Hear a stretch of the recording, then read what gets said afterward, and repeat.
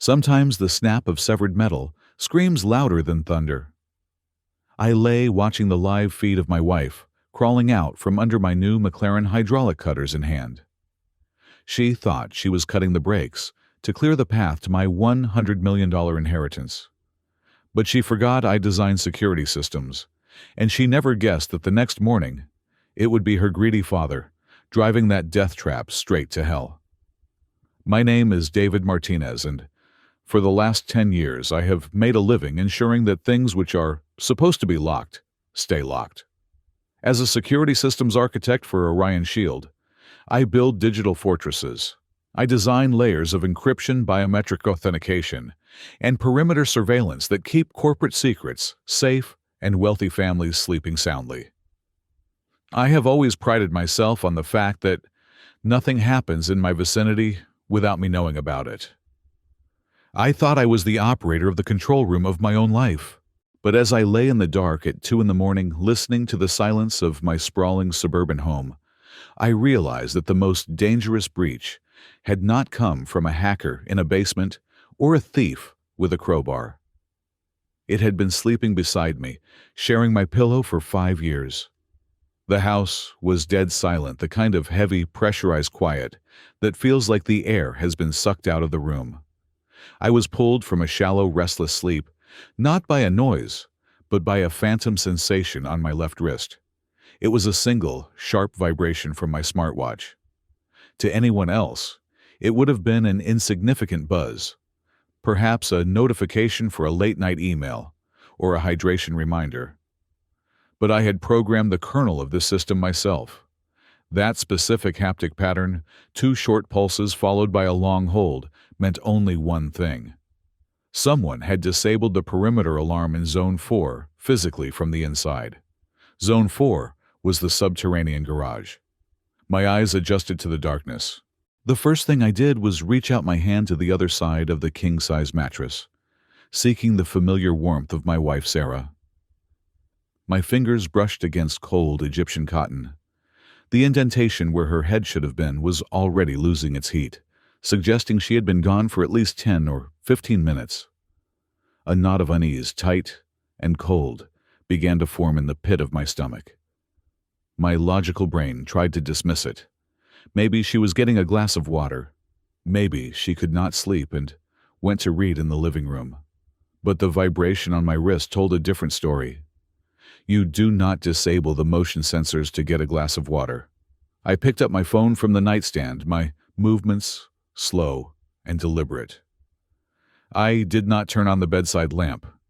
I lowered the screen brightness to the absolute minimum and opened the Orion Home Security app. The interface loaded instantly, a grid of dark gray feeds from the 12 cameras concealed throughout the property. I tapped on the feed labeled Garage Interior. The image that filled my screen was rendered in the ghostly high-contrast monochrome of night vision infrared. It took my brain a moment to process the geometry of what I was seeing. My new McLaren GT, a sleek beast of carbon fiber and engineering arrogance that I had purchased only 2 weeks ago, sat in the center of the bay. It was the first and only indulgence I had allowed myself since the news of the inheritance broke. But the car was not alone. Protruding from beneath the rear chassis was a pair of legs. They were clad in dark, form-fitting yoga pants. I zoomed in, pinching the screen with trembling fingers. The camera resolution was 4K, crisp enough to count the threads on a sweater. I saw the familiar curve of the hips, the specific brand of running shoes she wore for her morning jogs. It was Sarah. My breath hitched in my throat, a ragged gasp that sounded too loud in the silent bedroom. What was she doing? Was she looking for something she dropped? But as I watched, she shimmied further out, adjusting a mechanic's creeper. She must have pulled from the storage closet. She was wearing black tactical gloves, the kind I used for gardening, and on her forehead was a strapped LED headlamp, its beam cutting a white cone through the darkness under the vehicle. Then I saw the tools. Lying on the concrete floor beside her was not a wrench or a screwdriver. It was a pair of heavy-duty hydraulic cable cutters, the kind used to slice through rebar or heavy chains. Beside it sat a bottle of industrial solvent and a pile of rags. I felt a wave of nausea so violent, I had to swallow hard to keep from retching. I tapped the audio icon on the screen, activating the high-gain directional microphones installed in the garage ceiling. Through my phone's earpiece, the silence of the garage was replaced by the wet metallic sounds of struggle. Sarah was grunting with effort, while I watched the muscles in her arms tense as she maneuvered the heavy cutters upward, deep into the wheel well of the McLaren. Snap. The sound was dull, like a dry branch breaking, but in the amplified audio feed, it sounded like a gunshot. Following the snap came a distinct liquid sound. Drip, drip, drip. Dark fluid began to pool on the pristine epoxy floor beneath the rear axle. Brake fluid. She had just severed the hydraulic line. I lay there, frozen, my body turning to ice.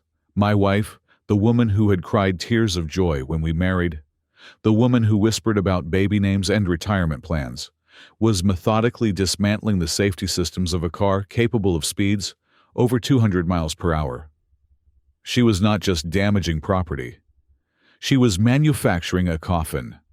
I watched, paralyzed by horror, as she worked with terrifying efficiency. This was not a crime of passion. This was not a spur-of-the-moment decision fueled by rage. This was calculated. She put the cutters down and grabbed the solvent bottle. She sprayed the pool of brake fluid, the chemical hiss audible through the microphone. She used the rags to wipe the floor clean, erasing the evidence of the leak, ensuring that when I pulled out of the driveway the next morning, I would see no warning puddle, no red flag. She was scrubbing the floor clean of my blood before it had even been spilled. After she finished cleaning, she slid out from under the car completely. She sat up, wiping sweat from her forehead with the back of her gloved hand. She pulled her phone from her pocket. The screen lit up her face, casting long, skeletal shadows across her features. She looked beautiful and demonic, all at once. She tapped the screen and waited. "It is done," she whispered. Her voice was steady, lacking any tremor of guilt. I turned the volume up to the maximum. A male voice answered, tinny but recognizable. It was Blake, her personal trainer, the man I had paid $300 an hour to help her get in shape. "Did you get the rear lines?" Blake asked. "Both of them," Sarah replied, a small, chilling smile playing on her lips. I wiped the floor. "It looks spotless. The sensors will not trip until the pressure drops critically, and by then he will be doing 70 on the downhill." "You are sure he is taking the car?" "He is obsessed with it, Blake. He wants to show off to my dad. We are going up to High Point to look at that land. The descent has that hairpin turn, the one they call Dead Man's Curve. Without brakes at that speed, he will go straight through the guardrail." "And the money?" Blake asked. Sarah laughed, a soft, throaty sound that I used to love. Now it made my skin crawl. "The probate on the inheritance is already cleared. If he dies, I am the sole beneficiary. $100 million, Blake. By tomorrow afternoon, I will be the grieving, tragic, and richest widow in the state." "I love you, babe," Blake said. "Be careful coming back to bed." "I love you too. See you on the other side of this." She ended the call. I dropped the phone on the mattress. The world was spinning. The room felt like it was shrinking, the walls closing in on me. I gasped for air, but my lungs refused to fill. It was a panic attack, sudden and brutal. $100 million. That was the price tag on my life. 5 years of marriage, all the memories, the holidays, the struggles we had shared when I was just a mid-level engineer. All of it was worth nothing compared to the 9 zeros in my bank account. She was not just leaving me. She was executing me. And she was doing it with a smile. But then something clicked deep inside my brain. The panic did not vanish, but it was shoved aside by a cold, hard clarity. It was the same feeling I got when a server cluster was under a distributed denial-of-service attack. Emotional reaction was a liability. Survival required logic. I was David Martinez. I was a security systems architect. I did not just build walls. I monitored threats. And I had just identified a critical vulnerability in the system. I grabbed the phone again. My hands were shaking, but my thumbs were precise. I accessed the root directory of the camera server. I selected the last 20 minutes of footage from the garage. The entry, the cutting, the cleaning, the confession. All of it. I did not just save it to the phone. That would be amateur. I uploaded the file to a hidden encrypted partition on my private cloud server, a digital vault that required a two-factor authentication key that only I possessed. Then I set up a dead man's switch. I drafted an automated script if I did not enter a specific code into my server. By noon the next day, the video would automatically be emailed to the district attorney, the police commissioner, and my personal lawyer. Finally, I sent a manual copy of the video file directly to my lawyer's secure work email with the subject line, "In case of my accidental death, evidence of murder." I saw the progress bar hit 100% sent. The sound of the garage door motor, humming softly, reached my ears. She was coming back. I quickly closed all the apps, dimmed the phone completely, and placed it back on the nightstand at the exact angle it had been before. I rolled over onto my side, facing away from the door, and pulled the duvet up to my shoulder. My heart was hammering against my ribs like a trapped bird. I forced myself to regulate my breathing. In for 4 seconds, hold for 4, out for 4. It was a technique I used before big presentations. Now, I was using it to pretend I was not terrified of the woman walking up the stairs. The bedroom door creaked open. I heard the soft pad of her footsteps on the carpet. She paused at the foot of the bed. I could feel her eyes on me, assessing, checking to see if I had stirred. I let out a soft, rhythmic snore, a performance of obliviousness. The mattress dipped as she climbed back in. She moved closer to me, spooning my back, draping her arm over my waist in a mockery of affection. And then the smell hit me. Despite the heavy layer of expensive floral perfume she had frantically sprayed on herself, the underlying notes were unmistakable to anyone who knew machines.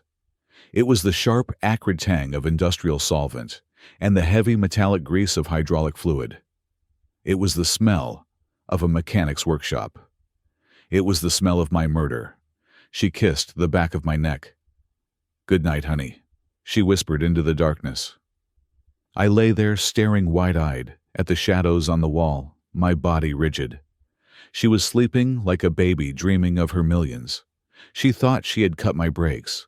She thought she had severed my control. But she had forgotten one thing.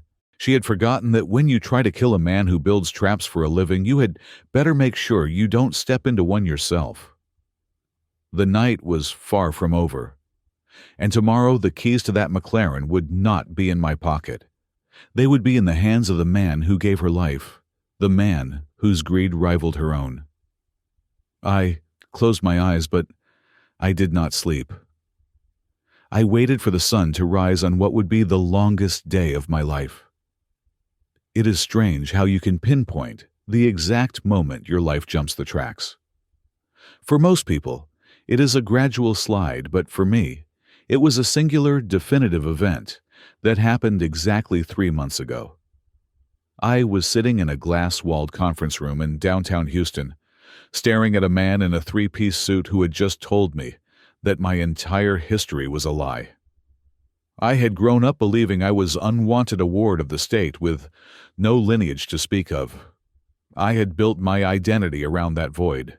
I was David Martinez, the self-made man, the architect who built walls because he never had a home.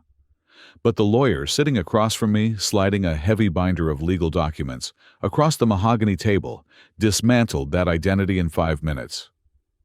My biological father was not some anonymous deadbeat. He was a Texas oil tycoon, a man who had built an empire on black gold and ruthlessness. He had died without a will, but with a paternity test on record from 34 years ago that he had kept hidden in a safe deposit box. I was his only living heir. The number on the final settlement page was so large it looked abstract. $100 million. That was the figure after the government took its share. It was enough money to buy countries, or at least small islands. It was enough money to solve every problem I had ever had. At least, that is what I thought at the time. I did not realize then that money of that magnitude does not solve problems. It just changes the predators that are hunting you. When I came home that night and told Sarah, the reaction was immediate and visceral. We had been comfortable before. I made a good salary at Orion Shield, and she did decent numbers selling mid-range condos. We were upper middle class, but this was dynasty money. I remember the look in her eyes. It was not just happiness. It was a hunger, a sudden sharp dilation of the pupils that reminded me of a shark sensing blood in the water. Within 48 hours, Sarah had quit her job. The Sarah who used to clip coupons for our Sunday grocery runs vanished. In her place emerged a woman who thought nothing of dropping $15,000 on a handbag or booking private jets for weekend getaways we did not even take. I tried to be the voice of reason. I wanted to invest. I wanted to put the capital into low-yield, high-security bonds. I wanted to start a foundation for kids in the foster system. I wanted to continue working because my work gave me purpose. Sarah looked at me like I was speaking a dead language. She called me boring. She told me I did not know how to live. And then came Richard. Richard Jenkins, my father-in-law, had always tolerated me. That is the best word for it. When I was just an engineer, I was barely good enough for his daughter. He was a man who projected the image of a wealthy, Southern gentleman, always in a linen suit, always with a cigar, always talking about his big connections. But I knew the truth. He was a small-time hustler with a gambling addiction that had eaten away his family's actual wealth decades ago. He lived on credit and bravado. Before the inheritance, Richard visited us maybe twice a year, usually to critique my lawn or complain about the wine I served. After the money hit my account, Richard was at our house 4 times a week. He did not ask. He expected. I remember a dinner 2 weeks after the news broke. Richard sat at the head of my table, eating a steak I had paid for drinking a bottle of vintage red I had been saving, and looking at me with thinly veiled contempt. "You know David," he said, swirling the wine in his glass. "It proves that God has a sense of humor. A boy like you, no pedigree, no background, stumbling into a fortune like this. It is like giving a machine gun to a monkey. You do not know what to do with power." I kept cutting my steak, my jaw tight. "I think I am managing just fine, Richard." "Managing," he scoffed. "You are hoarding. Money is meant to flow, boy. I have an opportunity in Nevada, a resort development, guaranteed returns. I need $2 million to buy in. Chump change for you now." I declined. I told him my financial advisors, who were actually just me, and a spreadsheet had frozen liquid assets for the quarter. His face turned a shade of purple that I would never forget. "You ungrateful little rat," he spat. "I gave you my daughter. You think you would be anything without this family." Sarah had jumped in, then soothing him, pouring him more wine, shooting me a look that said just, "Give him what he wants." But I did not. And that was when the dynamic shifted. I stopped being the son-in-law. I became the obstacle. But being a security architect means I do not just rely on intuition. I verify. After that dinner, I ran a deep background check on Richard Jenkins. It took me less than an hour to bypass his flimsy digital security. What I found made my blood run cold. Richard was not just a bad gambler. He was a drowning man. He owed nearly $4 million to a syndicate operating out of Atlantic City. These were not the kind of people who sent stern letters. These were the kind of people who broke kneecaps as a warning. And he had used my name, or rather my new net worth, as collateral to buy himself time. He had promised them that his cash cow son-in-law was going to cover the debt. But the worst betrayal was not Richard's. It was Sarah's.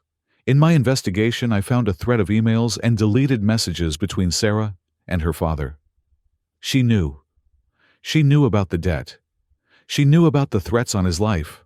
And instead of coming to me, instead of asking her husband for help, she had made a deal with the devil. I found a recording. My home system captures audio snippets when keywords are triggered from a conversation they had in the backyard while I was at work. "He is tight-fisted, Dad," Sarah had said. Her voice sounded cold, pragmatic. "He is not going to just write a check. He wants to control everything." "Then we take control," Richard had growled. "I do not have time, Sarah. They gave me until the end of the month." "I know," she replied. "I have a plan. If David is out of the picture, the prenup is void upon death. I get everything. I can pay off your debt, and Blake and I can finally stop hiding." Hearing her say Blake's name was the final dagger. Blake, the personal trainer, with the perfect teeth and the empty head. I was funding her lifestyle saving to build a future, and she was planning my funeral so she could pay her father's gambling debts and keep a boy toy on the side. That was the context. That was the reality I had been living in for weeks, playing the role of the oblivious husband while I gathered evidence. But I never thought they would move so fast. I never thought they would resort to physical sabotage. I underestimated their desperation, which brings me back to this morning. I did not sleep after the incident in the garage. I lay in bed, counting the minutes, listening to Sarah's breathing. It was steady, rhythmic. She slept like a baby. The cognitive dissonance was staggering. She had just crawled out from under my car with hydraulic fluid on her hands, and she was sleeping peacefully. When the sun finally began to bleed through the heavy curtains, I got up. I went through the motions of a normal morning. I showered, scrubbing my skin until it was red, trying to wash away the feeling of betrayal. I dressed in my usual casual work clothes. When I walked into the kitchen, the smell hit me. Usually our mornings were rushed. A protein shake, a piece of toast coffee, and a travel mug. But today, the kitchen smelled like a 5-star brunch. There was the rich, smoky scent of applewood bacon, the aroma of freshly ground coffee beans, and the sweet smell of caramelized French toast. Sarah was standing by the island wearing a silk robe that cost more than my first car. She was humming. "Good morning, sweetheart," she said, turning to me with a smile that was so bright it felt radioactive. "I thought I would make us a special breakfast to celebrate the trip." I looked at the spread on the table. It was a feast. It was beautiful. It was the kind of meal you give to a condemned man before he walks the Green Mile.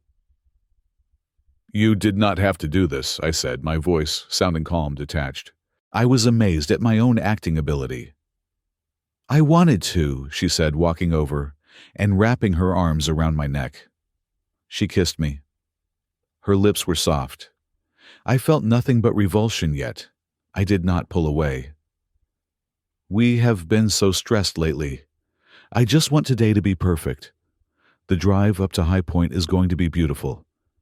The leaves are changing." "Right," I said gently, extricating myself from her embrace. "The drive." I sat down at the table. Sarah poured me a cup of coffee.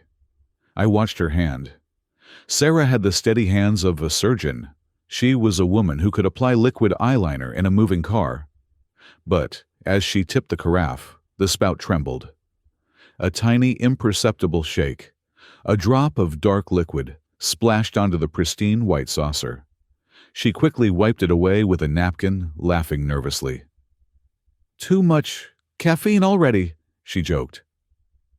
I looked at her, really looked at her. I saw the tension around her eyes, the way the makeup was applied, just a little too heavily to cover the lack of sleep she must have been feeling, despite her steady breathing last night.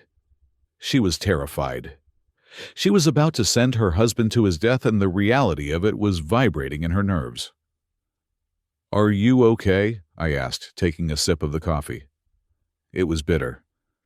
"I am great," she said, her voice going up an octave. "Just excited. My dad is coming over to say hi before we leave. He said he wanted to see the car. Of course he does, I said. He is really happy for us, David, she lied. He just wants to make sure we are safe. He worries. I almost laughed. The irony was so thick it was choking me. Richard worried about my safety, the same way a butcher worries about the quality of the beef. I have a few emails to send before we go, I said, putting the coffee cup down. Work never stops even for billionaires. Don't take too long, Sarah said, her smile faltering for a second. We need to beat the traffic. You know how dangerous those mountain roads can be if you get stuck behind a truck. I know, I said. Dangerous. I stood up. I could feel her eyes boring into my back as I walked out of the kitchen. She was willing me to finish my coffee, willing me to get in the car, willing me to die. I walked into my home office and locked the door. I sat down in my ergonomic chair and stared at the screensaver on my monitor. It was a picture of Sarah and me from our honeymoon in Bora Bora. We looked so happy. I deleted the file. Then I opened my secure server. The upload I had initiated in the middle of the night was complete. The video of Sarah cutting the brakes was secure. The audio recording of her and Richard plotting was secure. I checked the GPS tracker on the McLaren. The signal was strong. The car was sitting in the garage, a beautiful shining death trap waiting for a driver. I heard the doorbell ring. My stomach tightened. Richard was here. The cast was assembled. The stage was set. I stood up and walked to the window. I saw Richard's car in the driveway, a leased luxury sedan that he was 3 months behind on payments for. He stepped out, adjusting his suit jacket. He looked arrogant, pumped up on false confidence and desperation. He thought he was coming to watch me drive away to my doom. He thought he was coming to claim his prize. He had no idea that he was walking into the closing act of a tragedy he had helped write. I took a deep breath, smoothing down my shirt. I checked my watch. It was time. I unlocked the office door and stepped out into the hallway. I could hear Richard's booming voice in the kitchen blending with Sarah's nervous laughter. "Where is the golden boy?" Richard was asking. "Do not tell me he is working on a Saturday." "He will be right out, Dad," Sarah said. I walked down the hall, my footsteps silent on the hardwood. I was not David Martinez the orphan. I was not David Martinez the victim. I was the architect. And I was about to bring the whole house down. The kitchen was bathed in the warm, golden light of a Saturday morning, the kind of light that usually signals the start of a lazy, pleasant weekend. Dust motes danced in the sunbeams that cut across the granite island, and the air was thick with the comforting sense of maple syrup brewing espresso and sizzling fat. To an outsider looking through the bay windows, it would have looked like a scene from a lifestyle magazine. A handsome couple, a beautiful home, a lavish breakfast. But as I pulled out the high-backed chair and sat down, I felt like I was seating myself in an electric chair. I picked up my linen napkin and unfolded it across my lap with deliberate slowness. Sarah was watching me. She was standing by the stove spatula, in hand, her posture rigid. She was waiting for me to act normal, so she could pretend that she had not spent the early hours of the morning sabotaging the very vehicle that was supposed to take me to the mountains. "This looks incredible, Sarah," I said. My voice was steady, modulated to a perfect pitch of casual appreciation. "I do not think I have seen you cook like this since our first anniversary." She forced a smile, bringing a plate of French toast and crispy bacon to the table. "I just wanted to make sure you had a good start to the day," she said. "You know, energy for the drive." I cut into the French toast. It was perfectly caramelized, soft on the inside. I took a bite. It tasted like sawdust in my mouth, but I chewed slowly, savoring it, performing the act of the satisfied husband. "Delicious," I lied. "You really outdid yourself." Sarah sat down opposite me, wrapping her hands around her coffee mug. She was not eating. Her knuckles were white. She took a sip, her eyes darting to the clock on the microwave, then to the window, then back to me. So, she started, her voice a little too high, a little too brittle. Did you get a chance to go down to the garage this morning? I paused with my fork halfway to my mouth. This was the check. She needed to know if I had noticed the puddle of fluid she had cleaned up, or if I had sensed anything wrong. No, I said casually. I slept like a rock. I figured I would just hop in and go. Why did you need me to check something? She let out a breath she had been holding. No, not really. It is just, well, that car is so powerful, David. And the road to High Point is treacherous. They call it the devil's backbone for a reason. There are those sharp turns right near the cliff edge. She leaned forward, feigning concern. I just want to make sure the tires are okay. Maybe you should do a quick safety check, just to be sure. I looked her dead in the eyes. I saw the layers of her deception. She was suggesting a safety check because she wanted to appear responsible, so that later, when the police interviewed her, she could swear through tears that she had begged me to be careful. It was part of her alibi. I smiled a soft, affectionate smile that I did not feel. Sarah, honey, you worry too much. That McLaren is a masterpiece of engineering. It has carbon ceramic brakes, proactive chassis control, and sensors that react faster than a human brain. I leaned in closer. I trust the technology implicitly. And more importantly, I trust you. If you say the car is ready, I believe it is ready. I do not need to check your work. The words hung in the air between us. I trust you. For a split second, the mask slipped. I saw a flicker of something in her eyes. Guilt, panic, hesitation. Her mouth opened slightly, as if she were about to say something, perhaps a warning, perhaps a confession. The sheer weight of my blind faith seemed to press down on her. If I died believing in her, the ghost would haunt her forever. But then the other thing kicked in. The greed, the calculation, the image of the $100 million sitting in my trust fund. The flicker vanished, replaced by a cold resolve. She swallowed hard and forced that bright plastic smile back onto her face.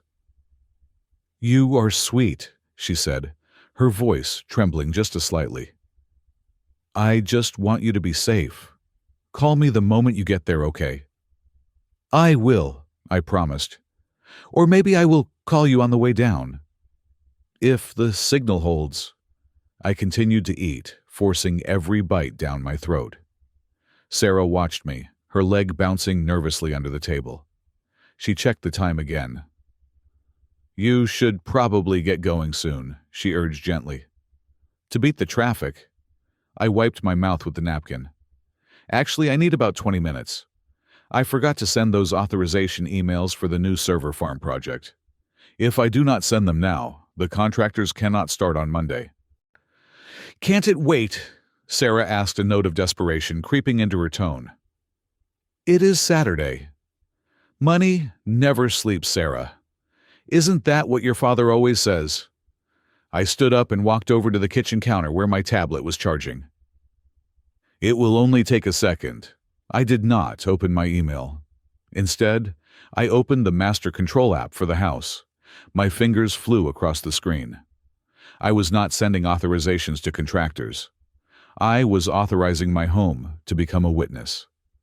I activated the full record protocol. Every microphone in every smart speaker, every camera in every room, and even the vibration sensors on the glass windows were now recording in high fidelity. The data was being streamed directly to the secure, off-site server I had established the night before. Then I tabbed over to the vehicle tracking system. I synced the McLaren's onboard telemetry with my phone. I could see the tire pressure, the oil temperature, and the fuel level. And there, flashing in red text on the diagnostic screen, was a warning. Brake hydraulic pressure critical. Rear circuit failure. The car knew it was dying. Sarah had done her job well. The warning light on the dashboard would not trigger until the engine started, but the system diagnostics saw it already. I disabled the dashboard warning light remotely. I did not want a flashing red icon to stop Richard from stealing the car. I needed the trap to look inviting. "Okay," I said, turning back to Sarah. "Almost done." Just then, the silence of the house was shattered by the melodic chime of the front doorbell. Sarah jumped, as if a gun had gone off. Her coffee cup clattered against the saucer. "Who is that?" She snapped her eyes wide. "We are not expecting anyone." I looked at the video feed on my tablet.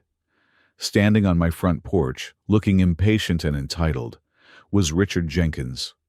Beside him stood Linda, Sarah's mother, looking small and perpetually exhausted in a beige cardigan.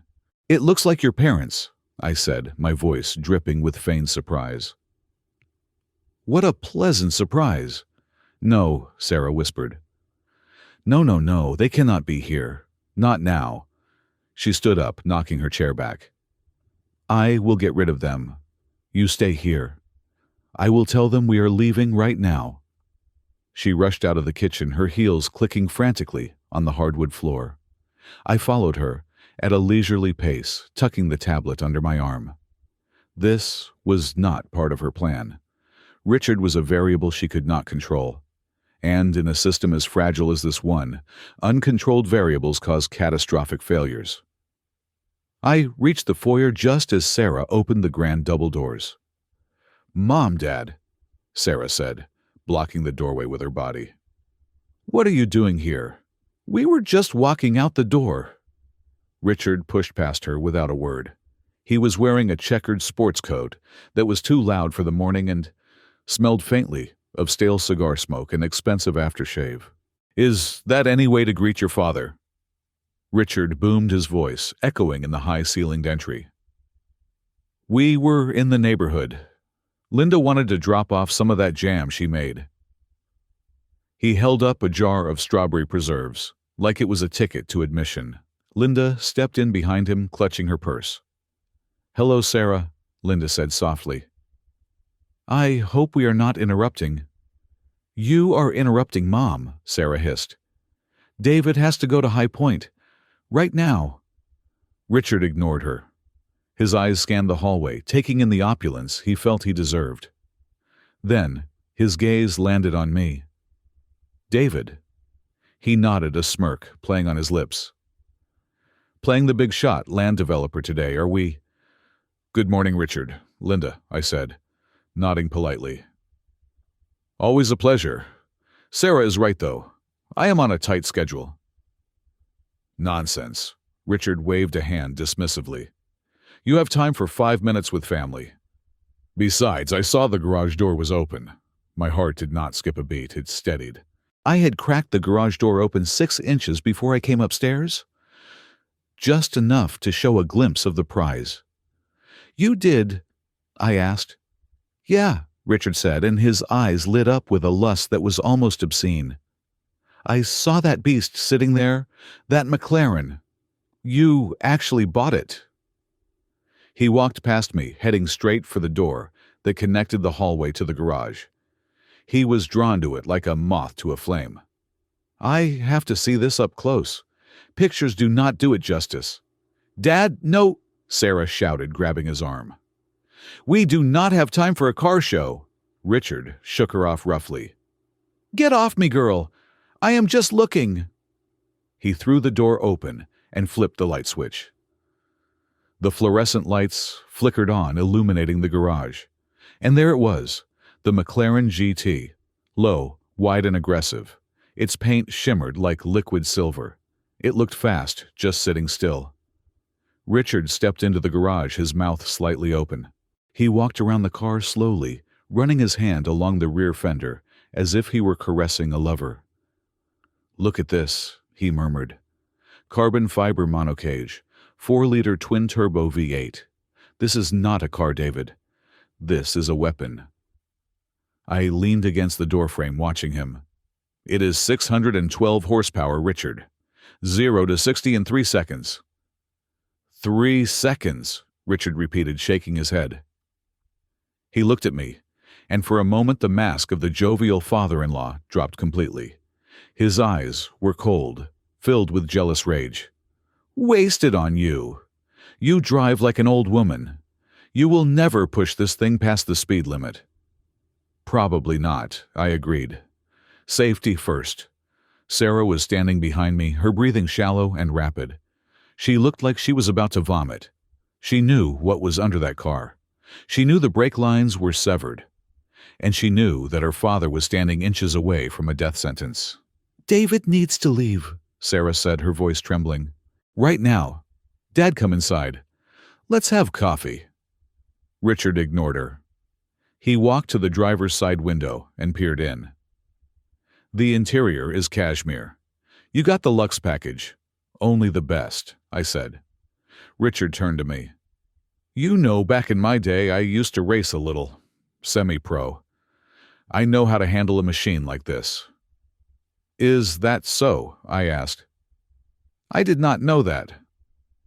"There is a lot you do not know about me, boy," Richard sneered. The tension in the garage was palpable. It was a triangle of knowledge and ignorance. I knew everything. Sarah knew the danger, but could not speak. Richard knew nothing but his own desire. "Well," I said, checking my watch again, "I really do need to hit the road. The surveyor is meeting me at noon." I took a step toward the car, fishing the key fob out of my pocket. It was a heavy, sleek piece of metal and glass. Richard's eyes locked onto the key. He licked his lips. "Wait a minute," Richard said. "You are going to High Point. That is a 2-hour drive.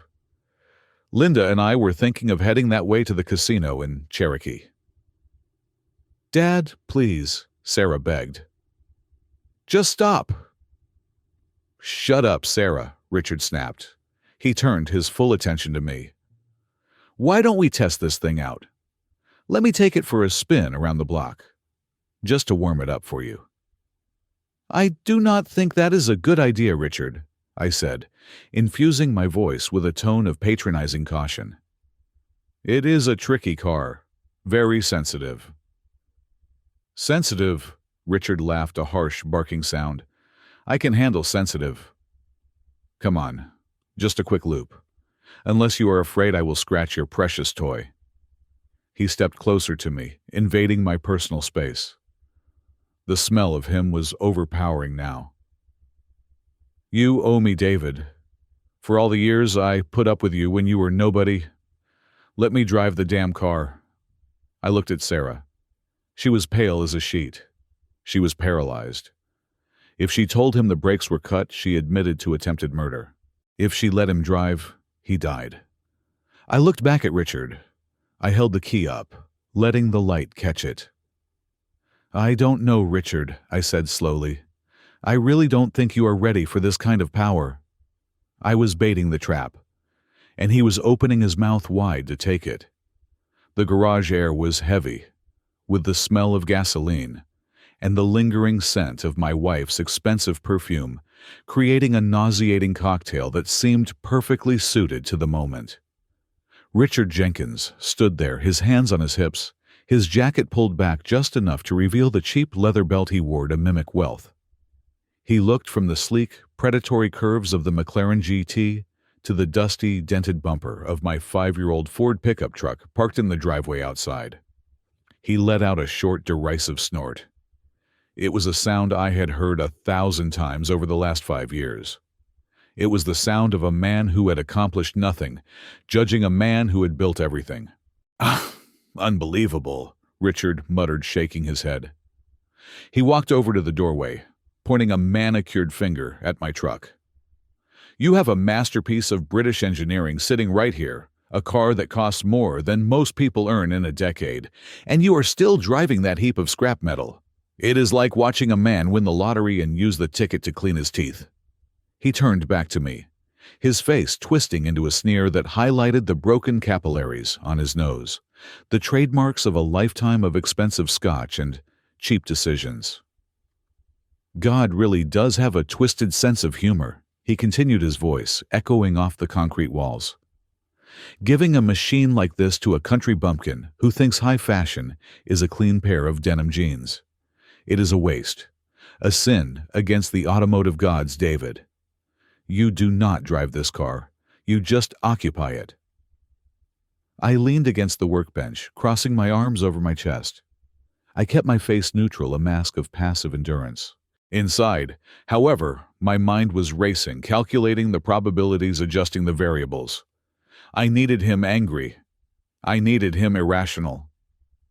It gets me from point A to point B, Richard, I said calmly. That is all a car is supposed to do. That is what a mule is supposed to do, Richard barked. A car like this is about status. It is about power. It is about walking into a room and having everyone know you are the biggest dog in the yard before you even open your mouth. But you would not understand that.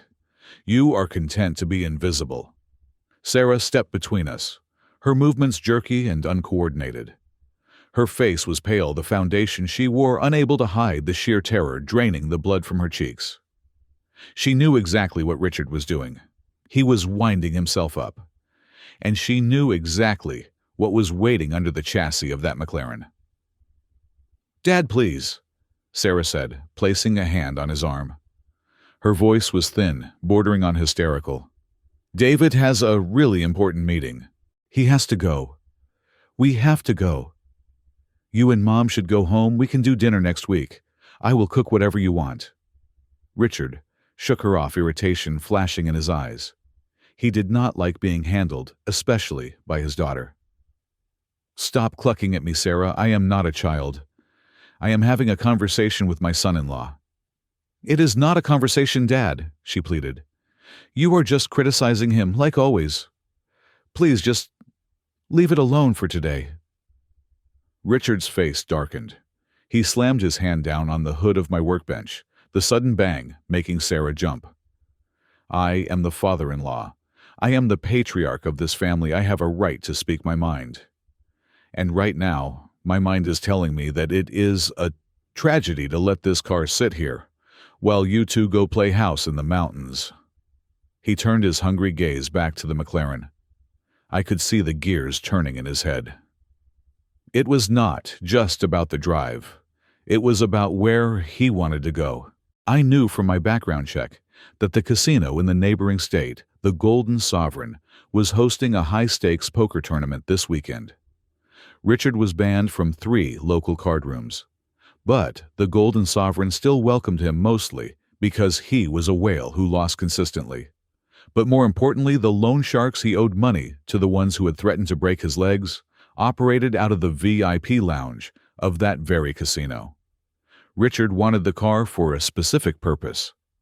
He wanted to roll up to the valet stand in a $300,000 supercar. He wanted to toss the keys to the attendant with a nonchalant wave.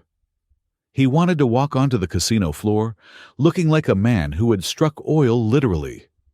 He wanted to project an image of sudden immense wealth to convince his creditors that he was good for the money. He wanted to buy another week of life with a lie wrapped in carbon fiber. He needed this car. He needed it like a junkie needs a fix. I decided to give him the push he needed. "Look, Richard," I said, pitching my voice to sound defensive, like a man trying to hoard his toys. "I get it. It is a nice car. But it is not a toy. It is a serious machine. And quite frankly, I am not comfortable with anyone else driving it. The insurance is extremely specific. It is named driver only." "Insurance," Richard scoffed, spitting the word out like it was poison. "You have $100 million in the bank, and you are worried about a premium hike. You are cheaper than I thought. You are so tight you squeak when you walk, David." "It is not about the money," I lied, stepping closer to the car as if to shield it from him. "It is about safety. This is not a Lincoln Town Car, Richard. The throttle response is instant. The steering is razor sharp, and the brakes—" I paused, letting the word hang in the air. Sarah flinched. I saw her eyes widen, her breath catching in her throat. "The brakes are ceramic composite." I continued, looking Richard dead in the eye. "They are incredibly sensitive. You have to know how to feather them. If you stomp on them like you do in your sedan, you will spin out. Honestly, Richard, I do not think you have the reflexes for it anymore. You are getting older. Your reaction times are not what they used to be. It is too dangerous for you. That was the spark. I had just questioned his virility, his skill, and his age in 3 short sentences. For a narcissist like Richard Jenkins, this was a declaration of war.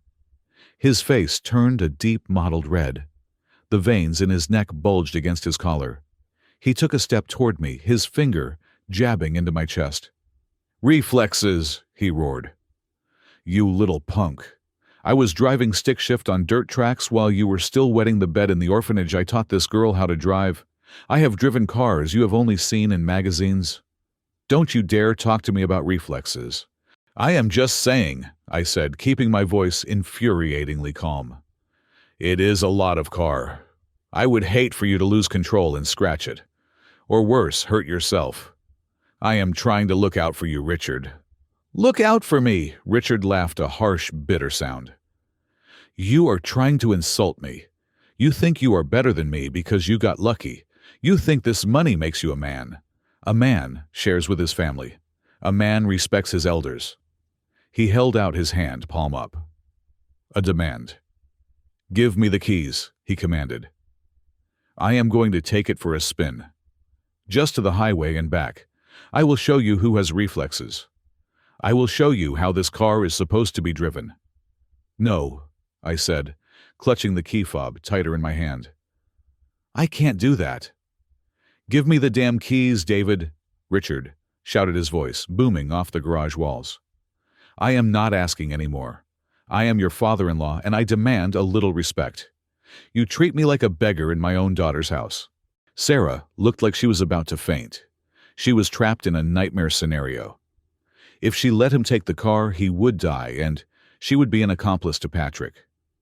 If she told him the truth, she would have to admit to me, right there and then, that she had severed the brake lines. She would go to prison for attempted murder. She looked at Richard, then at me. Her eyes were pleading, begging me to be the strong one, to be the bad guy who refused to lend the car. She needed me to be the villain so she could be saved. But I was done saving her. "David is right, Dad," Sarah suddenly shrieked, her voice cracking. She threw herself between Richard and me. "You can't drive it." Richard looked at her, stunned by her outburst. "What is wrong with you? Get out of the way." "No," Sarah insisted, grasping at straws, her mind frantically searching for a lie that would stick. It is not ready. It has a mechanical issue." I raised an eyebrow. "Mechanical issue?" I asked, feigning confusion. "I just told you the diagnostics are clear. What are you talking about?" Sarah spun toward me, her eyes wild. "The oil." "You forgot about the oil, David." "The oil?" Richard asked, looking at the car. "It is brand new." "What are you talking about?" "The break-in oil." Sarah stammered, sweat beading on her forehead. "The dealer said the factory puts in a special break-in oil that has to be changed after the first 500 miles or the engine will seize up. We are at 490 miles. That is why David has to drive it to High Point gently. If you race it, you will blow the engine." It was the stupidest, most illogical lie I had ever heard. Modern supercars do not come with break-in oil that destroys the engine if you look at it wrong. And even if they did, a quick highway run wouldn't be the catalyst. It was the desperate fabrication of a woman who knew nothing about cars trying to fool 2 men who did. Richard looked at her, and then he looked at me. He burst out laughing. "Break-in oil," Richard mocked. "Sarah, do you think I am an idiot? That is something they told people in the 1970s. This is a McLaren, for Christ's sake. It is precision engineered. It does not have break-in oil that turns into glue." He turned back to me, his eyes gleaming with triumph. He thought he had caught us in a lie designed to exclude him. He thought we were just making up excuses to keep him away from the prize. "You too are pathetic," Richard sneered. "Lying to your own father just to keep your toys to yourself. Brake and oil. Jesus, Sarah, you are a terrible liar. He stepped around her, closing the distance to me. He was breathing hard, the smell of stale tobacco rolling off him in waves. I am going to the casino. Richard hissed, his voice low enough that Sarah couldn't hear the specific destination, but I could. I have people to meet, important people, and I am going to show up in this car.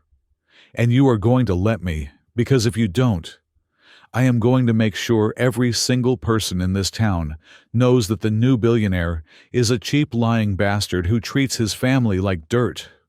I looked at him. I saw the fear behind the bluster. I saw the desperate man clinging to a ledge. You really want to drive it that bad? I asked softly. Even after I told you it is dangerous? I am not afraid of a car, Richard said, puffing out his chest. I am afraid of nothing. And you, I said, looking over his shoulder at Sarah. Do you think the oil is going to be a problem, Sarah? Sarah was trembling. She looked at the car.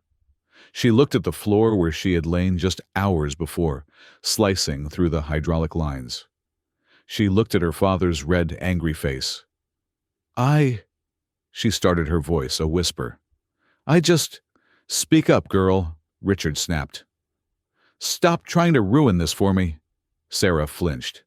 The habit of a lifetime of submission to this bullying man kicked in. She could not stand up to him. She never had, and she was too selfish to destroy her own future to save his. She realized that if she stopped him, really stopped him, everything fell apart. She closed her eyes and swallowed. No, she whispered. I guess the oil is fine. I smiled. It was a cold internal smile that never reached my face. Well then, I said, holding up the key fob. If Sarah says it is fine and you are so sure you can handle the brakes. I can handle the brakes, Richard interrupted, snatching the air near my hand. Stop stalling. I looked at the key in my hand. It was heavy. It was the key to a kingdom and the key to a coffin. Okay, Richard, I said, my voice resigned, the perfect picture of a defeated man giving in to a bully. You win. But remember what I said. Watch the downhill turns. The car is heavier than it looks. Stop lecturing me, Richard said, his hand open, waiting. Just give me the keys. The air in the garage seemed to vibrate. This was the moment. The transfer of fate. I was not killing him. I was simply letting him kill himself. I was giving him exactly what he demanded. I looked at Sarah one last time. She had turned her face away, unable to watch. I dropped the key into Richard's palm. The heavy silver key fob landed in Richard's palm with a definitive slap. It was a small sound, barely registering against the hum of the refrigerator in the adjacent kitchen, or the distant noise of traffic, but in the acoustic chamber of that garage, it sounded like a gavel striking a judge's bench. Richard curled his fingers around the key, clutching it tight, as if he were worried I might snatch it back. His face broke into a grin that was all teeth and triumph. He did not see a tool for transportation. He saw a scepter of authority. He had won. In his mind, he had stared down the younger, wealthier man and asserted his dominance as the patriarch.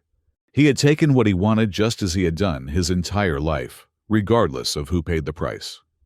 See, Richard crowed, jangling the key in my face. Was that so hard you act like you were handing over a kidney? I am just going for a spin. I will have it back by this afternoon, probably with a full tank of gas, if I am feeling generous. He laughed at his own joke, a wet hacking sound that grated on my nerves. You kids are so dramatic, he continued, turning his back on us to admire the car again. You get a little bit of money and you think you are the kings of the world. You forget who wiped your noses. You forget who raised you. Conceit is an ugly color on you, David. And you too, Sarah. I did not look at Richard. My eyes were locked on my wife. Sarah was standing frozen near the tool bench.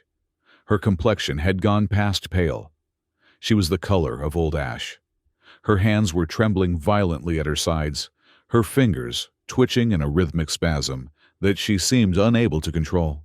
She was looking at the back of her father's head, and then her eyes darted to the rear wheel well of the McLaren, the exact spot where less than 8 hours ago she had severed the hydraulic lines with surgical precision. She was hyperventilating. I could hear the shallow, ragged gasps escaping her throat. She was trapped in a psychological pressure cooker that I had just cranked up to the maximum setting. She looked at me. It was a look of pure, unadulterated desperation. Her eyes were wide, pleading, silently begging me to do something. She wanted me to be the villain again. She wanted me to physically stop Richard. She wanted me to tackle him, to steal the keys back, to call the police, to do anything that would save her from having to make the choice that was currently tearing her apart. But I stood still. I crossed my arms and leaned back against the wall, my expression one of cool, detached annoyance. I was not going to save her. I was going to make her own this. "Sarah," I said, my voice cutting through the garage like a razor blade. "You look like you are about to pass out." She flinched, as if I had struck her. She looked at me, her mouth opening and closing like a fish on dry land. No sound came out.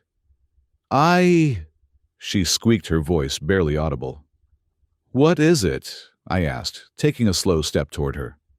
I lowered my voice, making it intimate, conspiratorial, yet laced with a dangerous edge. "Why are you so terrified, Sarah? Your dad is just borrowing the car. He is an experienced driver, right? He said so himself." I watched the gears turn in her head.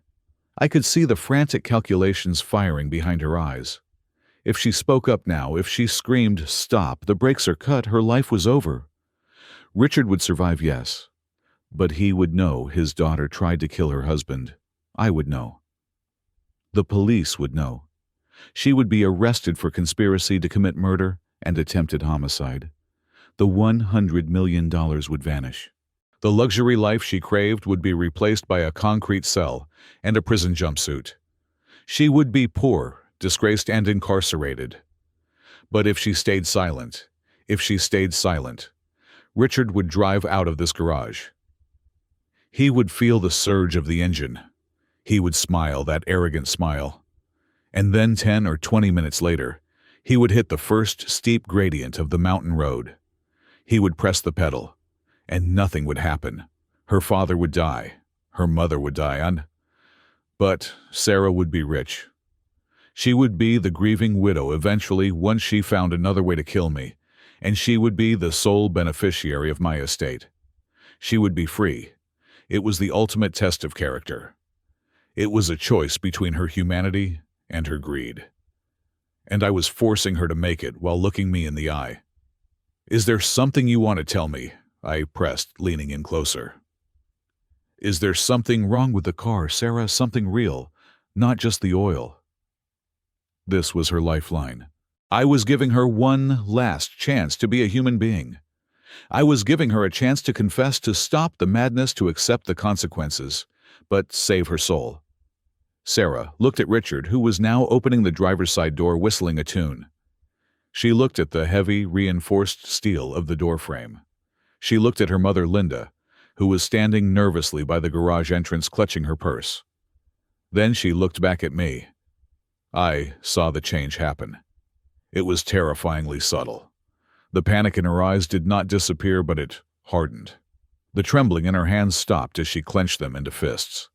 The terror was replaced by a cold, steely resolve. It was the look of a drowning person who decides to kick the other swimmer down to boost themselves up for a breath of air. She realized that Richard was a liability. He was a debt-ridden gambler who would always drain her resources. He was abusive, demanding, and ungrateful.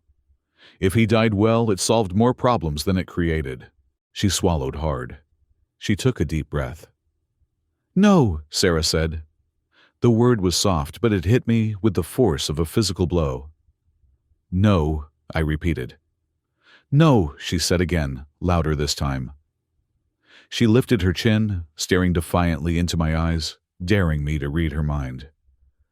There is nothing wrong with the car. I was just worried about the traffic. That is all.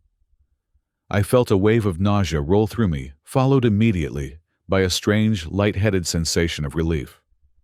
It was done. I had married a monster. For years I had wondered if her selfishness was just a quirk, a result of her upbringing. Now I knew.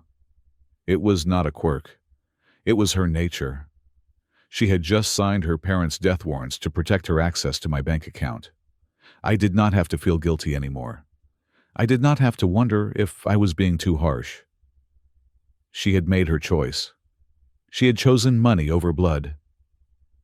"Okay," I said, my voice devoid of emotion. "If you say so." I turned away from her, unable to look at her face any longer. I felt dirty just standing near her. Richard had settled himself into the driver's seat. The McLaren was a low car, and he groaned slightly as he maneuvered his bulk into the bucket seat. But once he was in, he looked like a king on a throne. He ran his hands over the leather steering wheel, caressing the paddle shifters. "Now this," Richard shouted, his voice muffled slightly by the glass, "is a cockpit.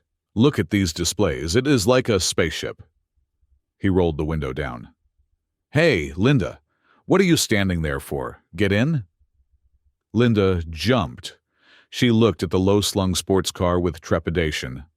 Linda was a woman who had spent 40 years shrinking herself to fit into the spaces Richard allowed her to occupy. She hated fast cars. She hated confrontation. She just wanted to go home and knit. "Oh, Richard," Linda said, her voice trembling. "I do not know. It looks so fast. Maybe I should just wait here with the kids." "Don't be a bore, Linda," Richard snapped. "When are you ever going to get a chance to ride in a car like this? Get in. I want to show you what real power feels like." My stomach turned. Linda was innocent. She was an enabler, yes, and she had turned a blind eye to Richard's worst behaviors for decades, but she was not a killer. She did not deserve this. I looked at Sarah. Surely she would stop this. She was willing to sacrifice her father, perhaps, but her mother? The woman who had shielded her from Richard's temper when she was a child? Sarah was staring at her shoes. She refused to look at her mother. She refused to intervene. If she stopped Linda from getting in, she would have to explain why. And she could not explain why. "Go ahead, Mom," Sarah mumbled, her voice flat. "It will be fun." My blood ran cold. She was tossing her mother onto the pyre as well. She was cleaning house. Linda looked at Sarah, surprised by the lack of support. She sighed, a sound of infinite resignation. "All right, Richard, coming." Linda walked around to the passenger side. I watched her open the door. I watched her sit down in the seat that 24 hours ago I had pictured Sarah sitting in as we drove to the mountains. I watched her fumble with the seatbelt. "Make sure it clicks," Richard commanded.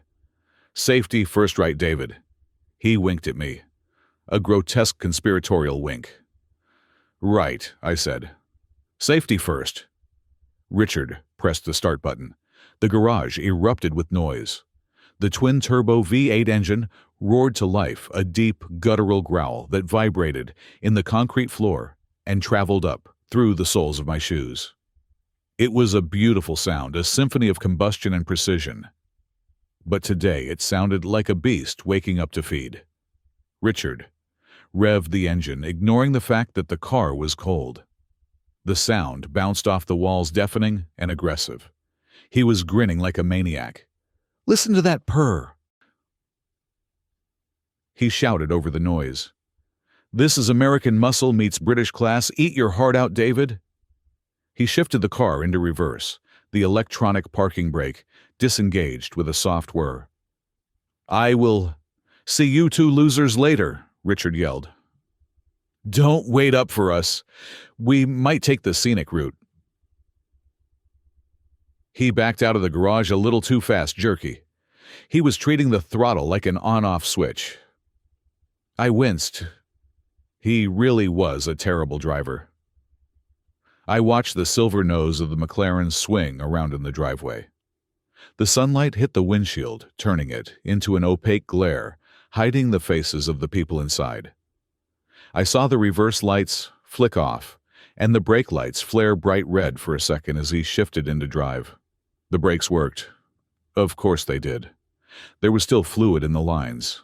There was enough pressure for normal driving for stop signs and red lights in the suburbs. It was only under sustained load under the heat and pressure of a high-speed descent that the fluid would leak out faster than the reservoir could replenish it. It was a time bomb ticking down with every press of the pedal. Richard gunned the engine. The tires chirped against the asphalt, struggling for traction on the cold driveway. The car shot forward, accelerating down the street with a roar that shook the leaves on the oak trees. I walked to the garage door and watched them go. I watched the silver blur turn the corner at the end of the block and disappear. The sound of the engine faded, replaced by the chirping of birds and the distant hum of a lawnmower. It was quiet. I stood there for a long moment looking at the empty space where the car had been. There was a small, dark stain on the concrete where the fluid had dripped the night before. Sarah had missed a spot. I turned around slowly. Sarah was still standing by the workbench. She had not moved. She was staring at the empty driveway, her face completely void of expression. She looked like a statue made of salt, ready to crumble at the slightest touch. I felt a strange sensation in my chest. It was not triumph. It was not joy. It was a hollow, aching sadness. I had won. I had survived. My plan had worked perfectly, but the cost was standing right in front of me. I was looking at the woman I had vowed to love and cherish, and realizing that there was nothing there to love. She was a shell hollowed out by envy and filled with rot. She turned to me. Her eyes were dead. "They are gone," she whispered. "Yes," I said. "They are gone." She started, then stopped. She took a shuddering breath. "I need a drink." "It is 9 o'clock in the morning, Sarah," I said. "I don't care," she snapped, a sudden flash of anger breaking through her stupor. "I need a drink, and then we need to get ready for your trip. You said you had a meeting." She was already pivoting. She was already rewriting the narrative in her head. Richard and Linda were gone. They were just characters who had exited the stage. Now, she had to get back to the script. She had to get back to the plan of killing me. She did not realize that the play was already over. "I think I will skip the meeting," I said calmly. "I do not feel like driving anymore today." She froze. She looked at me with suspicion. "What? But you said it was important. You said money never sleeps." "Sometimes it takes a nap," I said, walking past her toward the door into the house. "I am going to go to my office. I have some files to review. Why don't you go lie down?" "You look like you have seen a ghost." I did not wait for her answer. I walked into the house, leaving her alone in the cold, empty garage with the smell of exhaust and the invisible stain of her guilt. As I walked down the hallway, I pulled my phone from my pocket. I opened the tracking app. A small red dot was moving along the map, heading toward the highway. Speed, 45 miles per hour. I felt a vibration in my hand.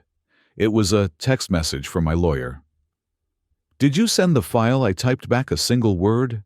Wait, I wasn't ready to call the police yet. The crime hadn't been committed. Not fully. Richard was still driving. The brakes were still working. There was still a chance, however microscopic, that he would turn around, that he would come back. That divine intervention would stop the car before the mountain. But I knew better. I knew Richard, and I knew Sarah. I went into my office and closed the door. I sat down in my chair and turned the monitor on. I brought up the GPS map on the big screen. The red dot merged onto the interstate. The speed jumped to 70, then 80, then 90. Richard was flying. He was chasing the high. He was chasing his death. I sat back, interlaced my fingers, and waited for the dot to reach the mountains. I waited for the inevitable. I was the architect and the structure was holding, but watching it serve its purpose was the loneliest feeling in the world.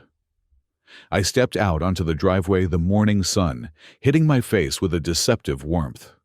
The air was crisp, carrying the scent of pine from the distant mountains and the closer, sharper smell of unburnt hydrocarbons. I watched Richard settle himself into the driver's seat of the McLaren. He looked like a child who had finally climbed to the top of the playground slide, surveying a kingdom he believed he had conquered. He adjusted the mirrors, not to see behind him, but to admire his own reflection in the glass. He pressed the ignition button again, just to hear it. The 4-liter twin-turbo V8 engine roared to life, a sound that was less like a machine and more like a predatory animal waking from a nap.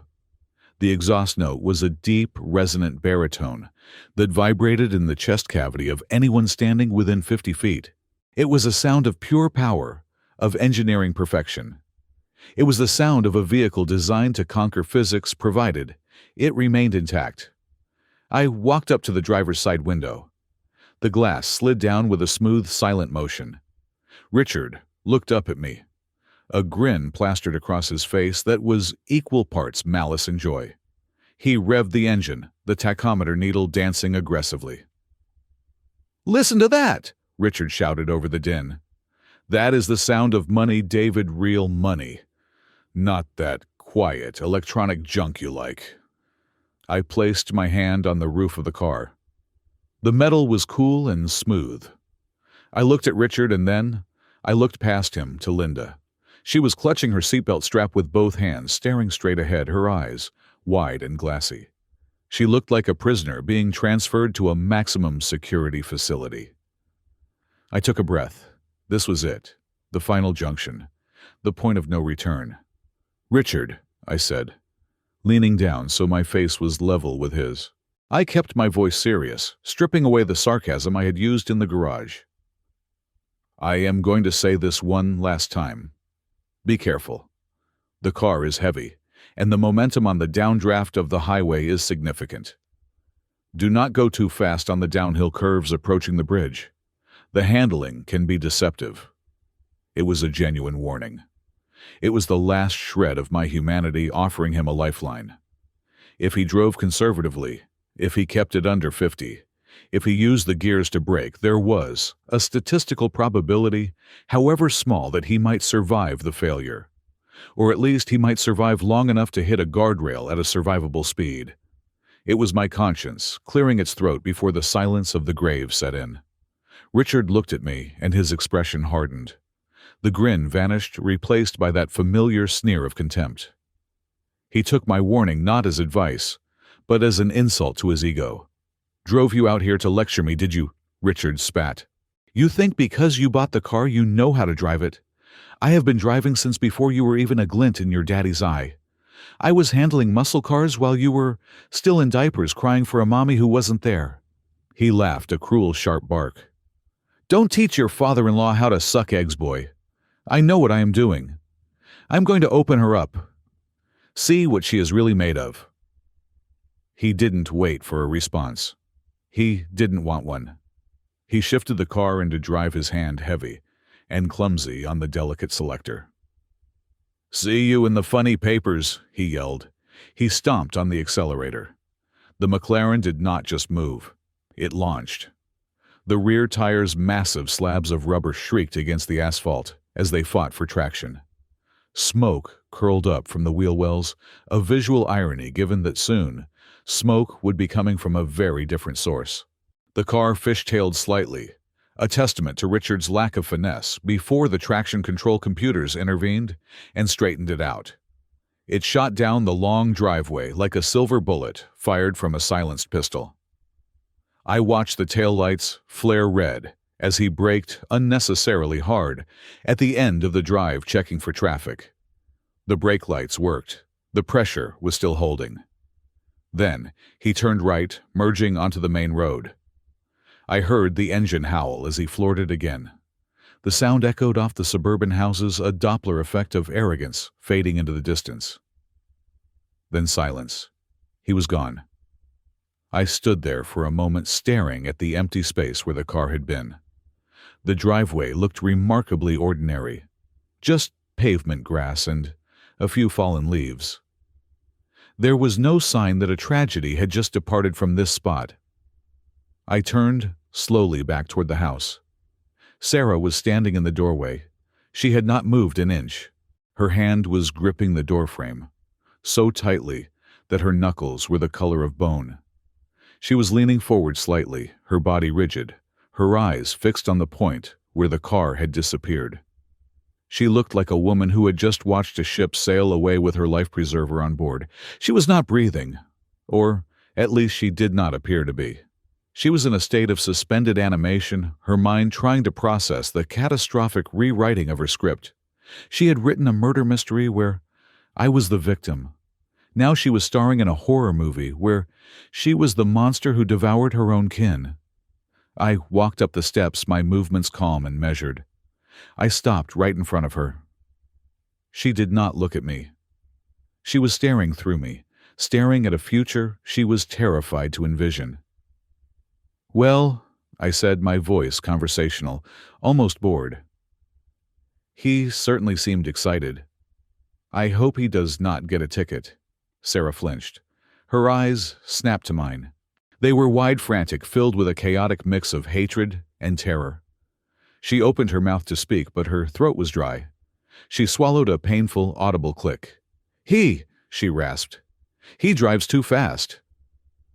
"He will be fine," I said, lying with the ease of a sociopath. "The car has excellent safety ratings. Besides, you said the oil was the only issue, right?" I let that hang there. I let the weight of her own lie crush her. She looked away, unable to hold my gaze. She was trembling now, a full-body shiver that had nothing to do with the temperature. She stammered. "I don't feel well, David. I think I am going to be sick." "You look pale," I observed clinically. "You should go lie down. Stress is a killer, Sarah. You need to take care of yourself." I reached out and patted her shoulder. She recoiled from my touch, as if I were made of burning iron. "Go inside," I said, stepping past her. "Rest. I have work to do. I will be in my office. Do not disturb me unless it is an emergency." I walked into the house, leaving her standing on the porch, shivering in the sunlight. I did not look back. I did not need to. I knew exactly what she was going to do. I walked straight to my office, entered, and locked the door behind me. The heavy click of the deadbolt was the most satisfying sound I had heard all morning. It was the sound of separation. I was now sealed in my fortress. I sat down at my desk, my sanctuary of screens and data. I woke up my computer. The 3 monitors hummed to life. On the left screen, I pulled up the internal camera feed from the living room. Sarah had come inside. She was pacing back and forth in the foyer, her hands clutching her phone like it was a religious artifact. She looked deranged. She was muttering to herself, running her hands through her hair, stopping every few seconds to stare at the screen of her phone. Then she started typing. Her thumbs moved with a frantic, blurry speed. I shifted my eyes to the center monitor. I opened the mirroring software that intercepted the data packets from her phone via our shared Wi-Fi network. It was a tool I had installed weeks ago, originally, to track her affair. Now it was tracking her confession. A new message bubble appeared on the screen. It was addressed to Blake, Jim. Plan ruined, the text read. "My dad took the car. He bullied the keys out of David. I could not stop him." I watched as 3 dots appeared indicating Blake was typing back instantly. "What?" Blake replied. "Is he driving it now?" "Yes," Sarah typed, her fingers flying. "He is on the highway. He has Mom with him. They are going to the casino." "Did you tell him?" Blake asked. "Are you crazy?" Sarah replied. "If I tell him, he calls the cops." If I tell him we go to jail, I couldn't say anything. David was standing right there. He was watching me. So what happens now? Blake asked. Sarah paused. I watched on the camera feed as she stopped pacing. She leaned against the wall, sliding down until she was sitting on the floor, her head in her hands. She typed slowly, this time. Now we wait. If the brakes fail, they fail. It is an accident. It has to be an accident. I can't do anything, Blake. I am scared. I leaned back in my chair. There it was. The confirmation. Even in the face of her parents' imminent demise, her priority was self-preservation. She was not calling the police to intercept the car. She was not calling her father to warn him to pull over using the emergency brake while he still could. She was texting her lover to get their story straight. She had accepted the collateral damage. I minimized the chat window. I did not need to see any more. The jury would see the rest. I opened the GPS tracking software on the right monitor. A high-resolution map of the state filled the screen. A bright red chevron represented the McLaren. It was moving fast. The telemetry data scrolled down the side of the screen in a waterfall of green text. Vehicle speed, 122 kilometers per hour. Engine, RPM 4,200. Oil, temperature normal. Brake fluid pressure warning, low. Richard was pushing it. He was already doing 75 miles per hour, and he was still on the flat section of the highway leading out of the suburbs. He was heading west toward the foothills. I zoomed out on the map. The road ahead was straight for another 10 miles, and then it began the ascent into the High Point Reserve. The roads there were winding, carved into the side of the granite cliffs. And then came the descent, the long, winding drop toward the valley floor, punctuated by the infamous Dead Man's Curve. At his current speed, he would reach the elevation change in less than 15 minutes. I picked up my secure line, the encrypted VoIP phone I used for sensitive corporate dealings. I dialed a number I had memorized long ago. It rang twice. "This is Harrison," a deep, gravelly voice answered. "Samuel Harrison, my personal attorney. The man who had handled the inheritance transfer, and the only man I trusted to hold the keys to the evidence." "Sam," I said. "It is David." "David," Sam said, his tone shifting instantly from professional to alert. "Is everything all right? I got the email with the video file last night. I have it in the safe. I was waiting for your instruction." "You have the file?" I asked. "I do. It is disturbing, David, to say the least. Do you want me to contact the authorities?" "Not yet," I said, watching the red chevron on my screen overtake a slower-moving truck. "The situation has evolved." "Evolved how?" Sam asked. "Sarah is not in the car," I said calmly. "And neither am I."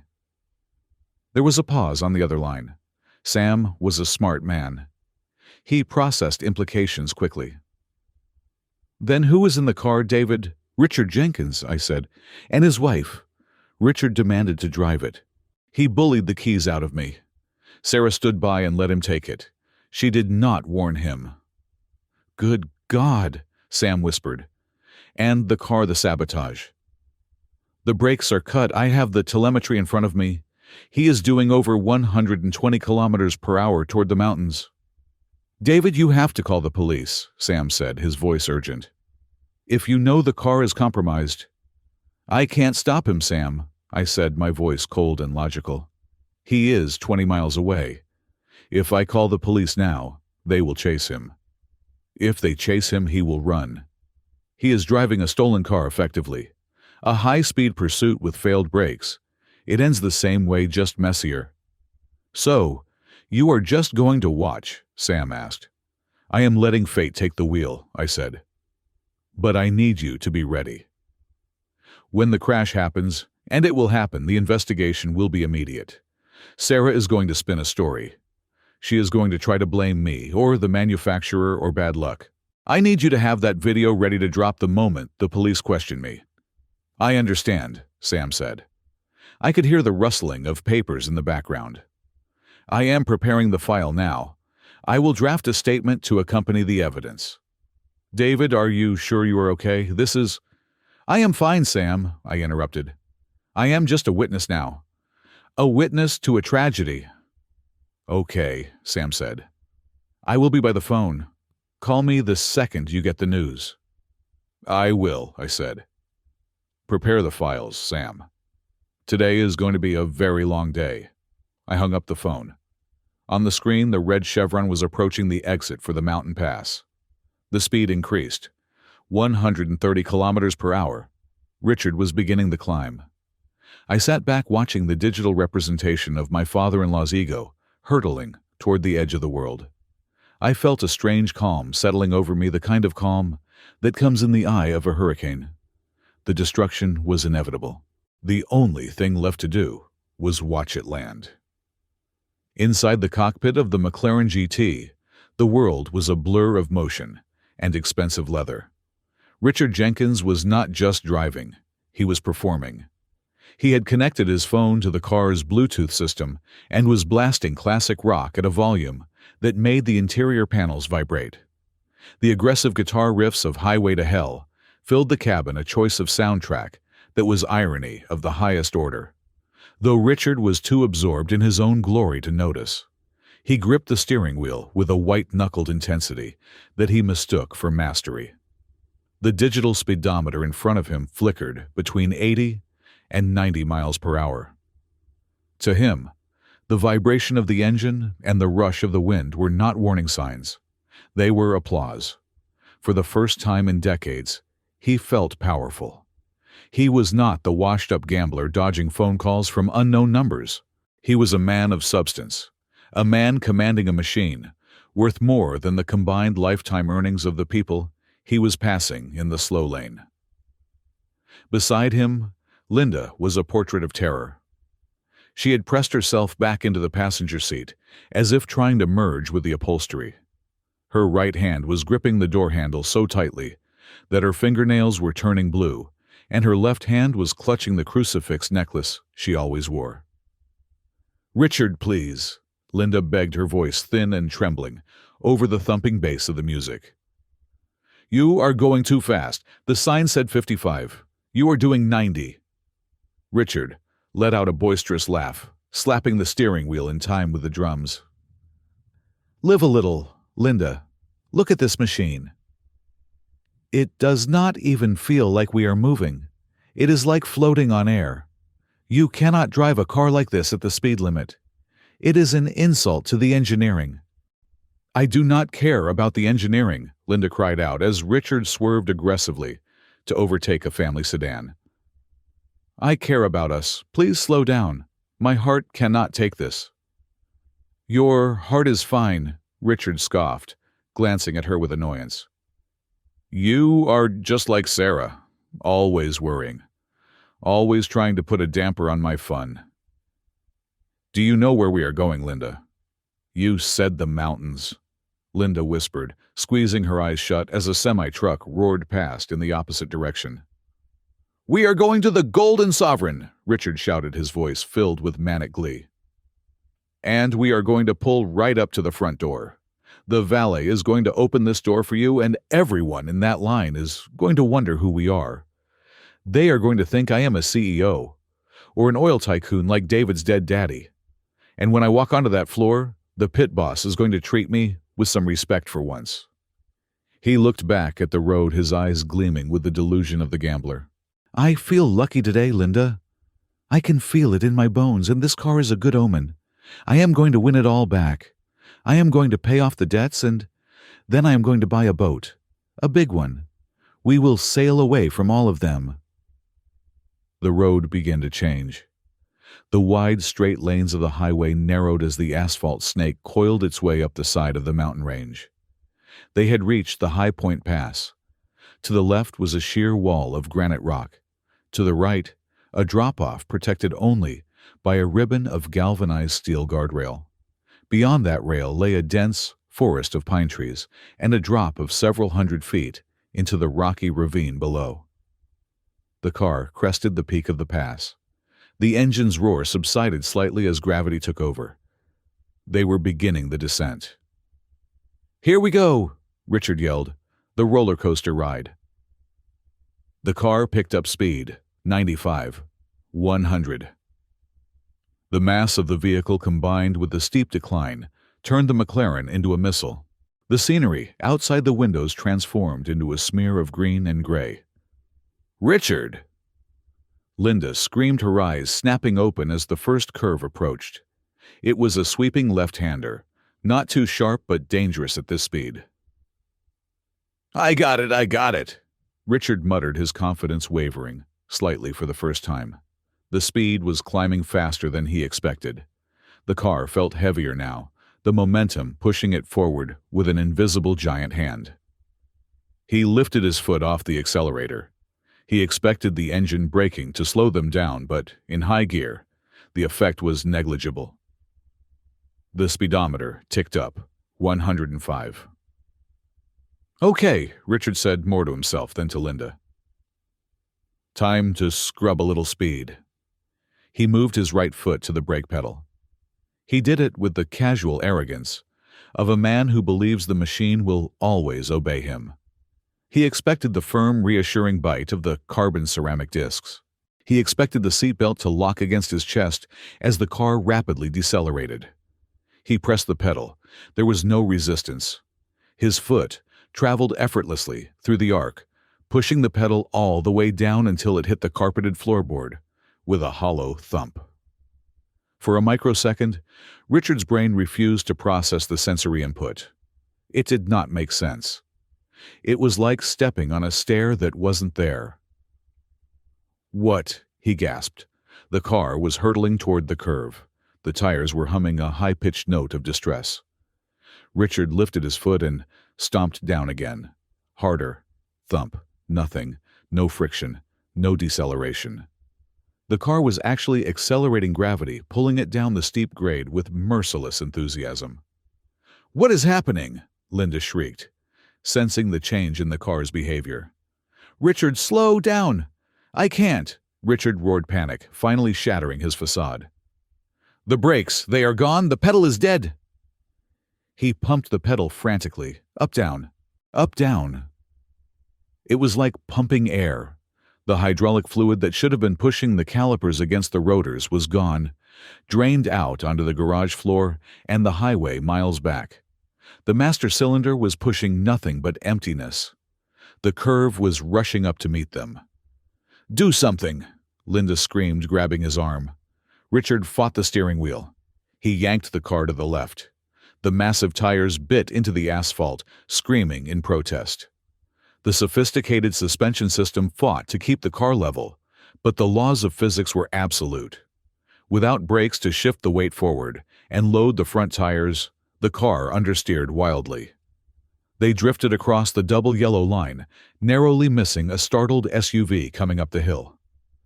The driver of the SUV blared his horn, a Doppler-shifted wail of terror that flashed by in an instant.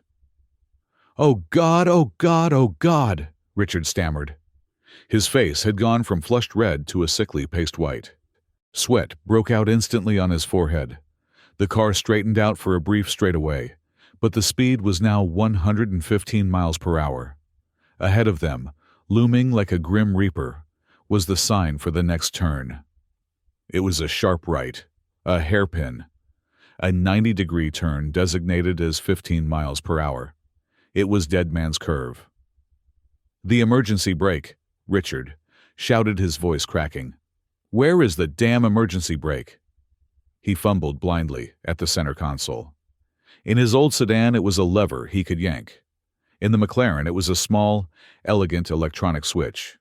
His trembling fingers found it. He pulled it up. The car's computer registered the command.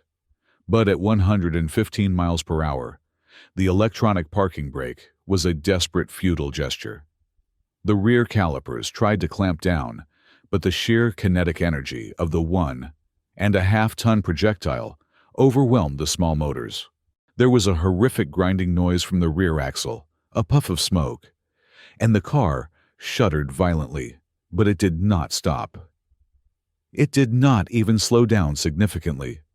It just destabilized the chassis. The rear end of the car stepped out.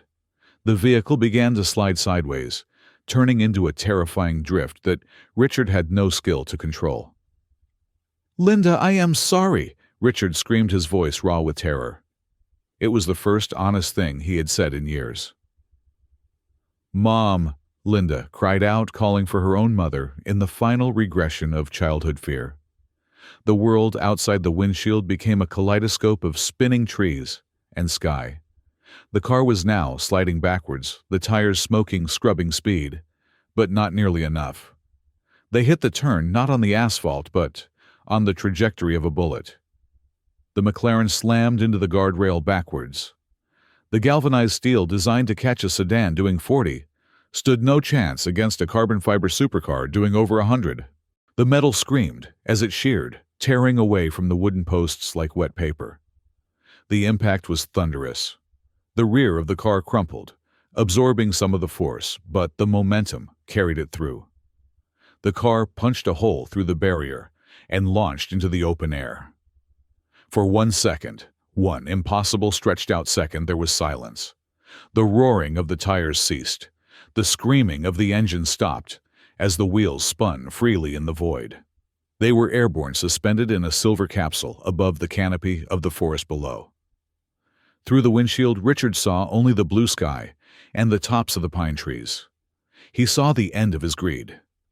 He saw the abyss he had been running toward his entire life. Then, gravity reclaimed them. The nose of the car dipped.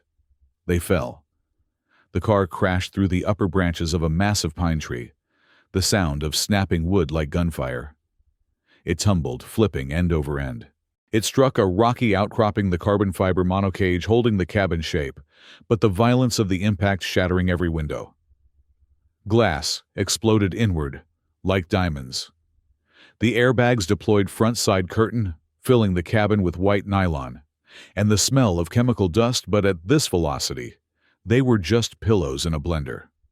The car rolled 3 more times, shedding wheels, body panels and engine components before finally coming to a rest at the bottom of the ravine, upside down in a dry creek bed. Steam hissed from the shattered radiators. A wheel spun lazily in the air. Inside the crushed cabin, the classic rock music had stopped. The screaming had stopped. There was only the sound of the wind moving through the trees and the ticking of cooling metal. 20 miles away, in the climate-controlled silence of my home office, the atmosphere was sterile and cold. I was sitting perfectly still, my hands folded on the desk in front of me. The only light in the room came from the glow of the 3 monitors. My eyes were locked on the right-hand screen on the map that displayed the topography of the High Point Pass. The red chevron that represented the McLaren had been updating every 3 seconds. It had been a smooth, fluid animation of a predator on the hunt. I watched the speed readout spike to 118 miles per hour. I watched the altitude data drop precipitously, and then the chevron stopped. It did not slow down. It did not park. It simply ceased to translate across the map. The icon froze in a spot where there was no road. It was hovering in the gray area between the contour lines of the highway switchback. A spinning loading circle appeared next to the icon. Acquiring signal, I waited. 1 second, 2 seconds, 10 seconds. The system tried to ping the car's transponder. It sent a digital handshake request to the vehicle's onboard computer asking for a status report. The loading circle disappeared. The red chevron turned gray. A text box appeared in the center of the screen, outlined in red. Signal lost. Critical telemetry failure. Last known velocity, 118 miles per hour. Vertical impact detected. I stared at the words. They were clean, clinical, and absolute. They told the entire story without a single drop of blood.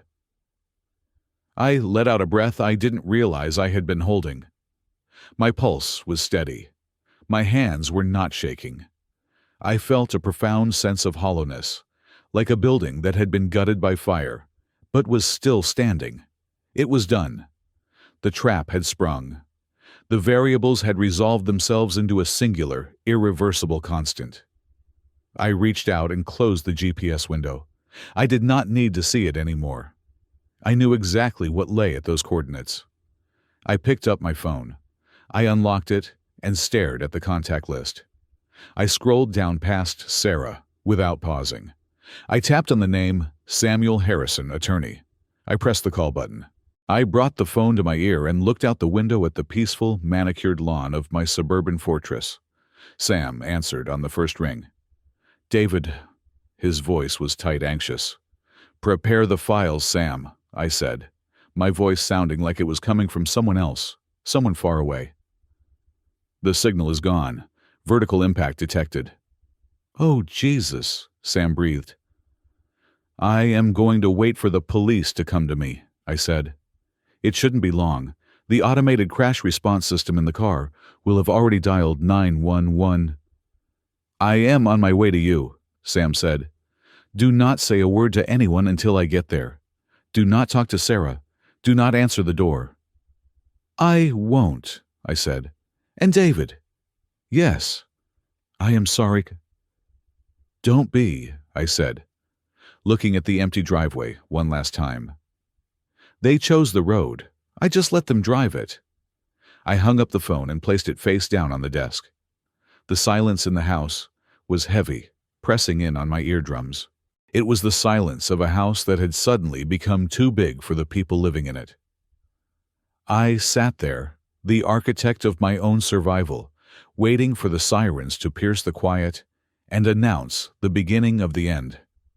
The 2 hours that followed the disappearance of the signal were the longest of my life, characterized by a silence so heavy it felt like it could crush the furniture. I sat in my office staring at the blank screen where the red chevron used to be, while downstairs I could hear Sarah pacing. Her footsteps were erratic, a staccato rhythm of panic on the hardwood floors. She was checking her phone every 30 seconds, waiting for a call she was terrified to answer. She was trapped in the purgatory of the unknown while I sat in the hell of certainty. Then the silence broke. It started as a low whine in the distance, a sound that pricked the ears of every dog in the neighborhood. Within a minute it swelled into a cacophony. Sirens. Not one, but many. But they were joined by the heavy thumping bass of a helicopter rotor beating the air above. The sounds of emergency response in an upscale neighborhood are rare, and when they happen they are intrusive and violent. I stood up and walked to the window. Blue and red lights were strobing against the trees, painting the manicured lawns in frantic, alternating colors. A procession of vehicles turned onto our street. 2 police cruisers, followed by an unmarked detective sedan. They did not slow down until they reached my driveway. I heard Sarah scream downstairs. It was not a word, just a sound of pure, high-pitched dread. I walked downstairs, my face composed into a mask of grim concern. I met Sarah in the foyer. She was clutching the banister, her face ghostly pale, her eyes wide, and fixed on the front door as if it were a portal to the underworld. "David," she whispered, her voice trembling. "David, the police." "I see them," I said calmly. I opened the heavy oak door before they could ring the bell. Standing on the porch was Sheriff Miller, a man I had met once at a charity gala. He was a large man, usually jovial, but today his face was set in lines of hard professional gravity. Behind him stood 2 deputies, their hats in their hands. "Mr. Martinez," the sheriff said, his voice deep and somber. "May we come in?" I stepped aside. "Of course, Sheriff. What is going on? Has something happened?" They stepped into the foyer. The sheriff took off his hat. He looked at me, and then he looked at Sarah, who was trembling by the stairs. "I am afraid I have terrible news," Sheriff Miller said. He did not sugarcoat it. Men like him knew that hope was cruel in situations like this. "There has been an accident on the pass near the Ravine Bridge. A McLaren GT registered to this address." Sarah let out a choked sob, her hand flying to her mouth. "The vehicle left the road at a high rate of speed." The sheriff continued, his eyes fixed on Sarah. "It went through the guardrail and fell approximately 300 feet into the ravine. The impact was catastrophic. We have identified the occupants from the license and personal effects found at the scene. He paused, taking a breath. It was Richard and Linda Jenkins. I am so sorry. There were no survivors. They died on impact. For a second, the room was silent. Then, Sarah shattered. She collapsed. It was a theatrical, full-body surrender to gravity. Her knees buckled, and she hit the floor with a thud that must have bruised her shins. She curled into a ball, burying her face in her hands, and let out a wail that sounded like a wounded animal. "No, no, no," she screamed, rocking back and forth. "Mom, Daddy, oh God, no." I watched her from above. To the sheriff and the deputies, this was the heartbreaking spectacle of a grieving daughter crushed by sudden loss. They looked uncomfortable, shifting their wide eyes downcast out of respect. But I knew better. I was watching a performance. Yes, there was real emotion there, but it was not grief. It was terror, pure distilled terror. She was crying because the reality of what she had done had finally crashed down on her. She had murdered her parents. The weight of that was breaking her, but the wailing, the thrashing, that was for the audience. She was building her defense. She was playing the victim so hard that no one would ever suspect she was the executioner. I knelt beside her, placing a hand on her shoulder. "Sarah," I said softly, "I am so sorry." She looked up at me. Her face was a ruin of mascara and tears. Her eyes were wild, darting around the room, as if looking for an exit. "Why?" she shrieked, grabbing my lapels and shaking me. "Why did they have to die? Why them? It wasn't supposed to be them. It was supposed to be." She stopped. The air in the room seemed to freeze. She had almost said it. "It was supposed to be you." The words hung on the precipice of her lips, checked only by the last firing synapse of her survival instinct. She choked the words back, swallowing them with a gasp. "It was supposed to be a happy day," she corrected, sobbing louder to cover the slip. "They were just going for a drive. Why did you let them take the car? Why?" She buried her face in my chest, sobbing uncontrollably. I held her, feeling her heart hammer against her ribs. I looked up at the sheriff. "She is in shock," I said apologetically. "I understand," Sheriff Miller said gently. "It is a lot to take in." He took a notepad from his pocket. "Mr. Martinez, I hate to ask questions at a time like this, but we need to understand what happened. The preliminary report from the crash site investigation suggests that the vehicle made no attempt to stop before the curve. There were no skid marks on the asphalt. It looks like total brake failure." I felt Sarah stiffen in my arms. She stopped breathing for a second. "Brake failure?" I asked, frowning. "That seems impossible. The car is brand new. I took delivery 2 weeks ago. It had less than 500 miles on it." "Did you notice any issues with the vehicle?" the sheriff asked. "Any warning lights, soft pedal leaks?" "None," I said firmly. "It was in perfect condition. It was parked in the garage all week. I was planning to drive it myself today." Sarah's grip on my shirt tightened. She knew I was telling the truth, but she also knew how damning that truth was. "So, how did Mr. Jenkins come to be driving it?" the sheriff asked. "He came over this morning," I explained, my voice steady and filled with regret. "He saw the car in the garage. He fell in love with it. He kept talking about how he used to race in his youth. He insisted on taking it for a spin. Just a short drive, he said." I paused, looking down at Sarah's shaking form. "I tried to stop him, Sheriff. I told him the car was too powerful. I told him the brakes were sensitive and the handling was tricky. I begged him not to take it. But Richard can be very persuasive. He basically snatched the keys from me. He said he wanted to show me how a real man drives. So he took the vehicle against your advice." The sheriff wrote something down. He did, I said. He had my mother-in-law with him. I told him to be careful on the downhill sections. I warned him specifically about the speed. It sounds like driver error mixed with a mechanical defect, the sheriff sighed. A tragic combination.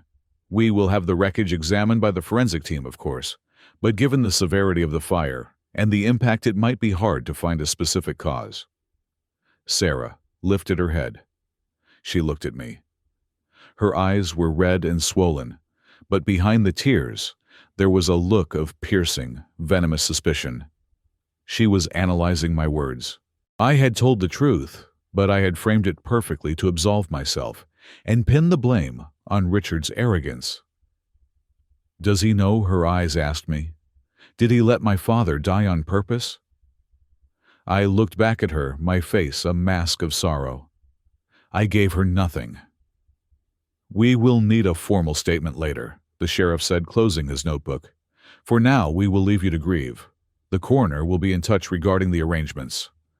Thank you, Sheriff, I said. They left. The heavy door clicked shut. The flashing lights faded as the cruisers pulled away. Sarah pushed herself away from me and scrambled backward across the floor until her back hit the wall. She stared at me, breathing hard. You, she whispered. You gave him the keys. He asked for them, Sarah, I said coldly, and you stood right there and let him take them. You said the oil was fine. Remember, she flinched. The guilt hit her like a physical blow. She realized she was trapped. She could not accuse me without confessing her own crime. We were locked in a stalemate of mutual destruction, but I held all the cards. 3 days later, the funeral was held at the St. Jude Memorial Park. It was a gray, overcast day, but the rain held off, leaving the air thick with humidity and the smell of wet earth and lilies. It was a closed casket ceremony. The damage to the bodies had been too extensive for anything else.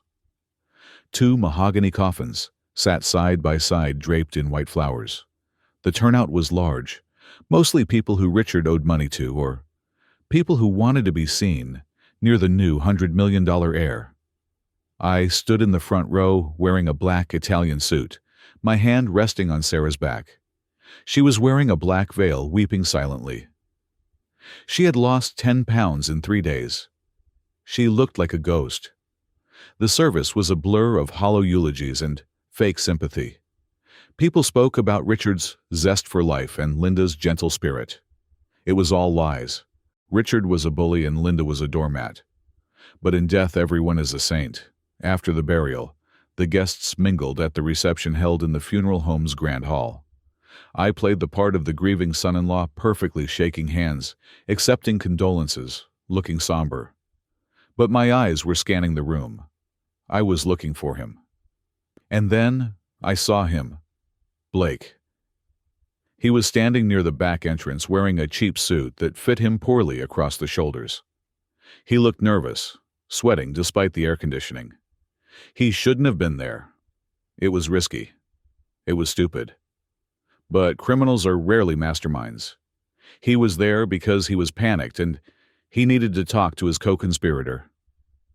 I watched Sarah spot him. Her eyes widened.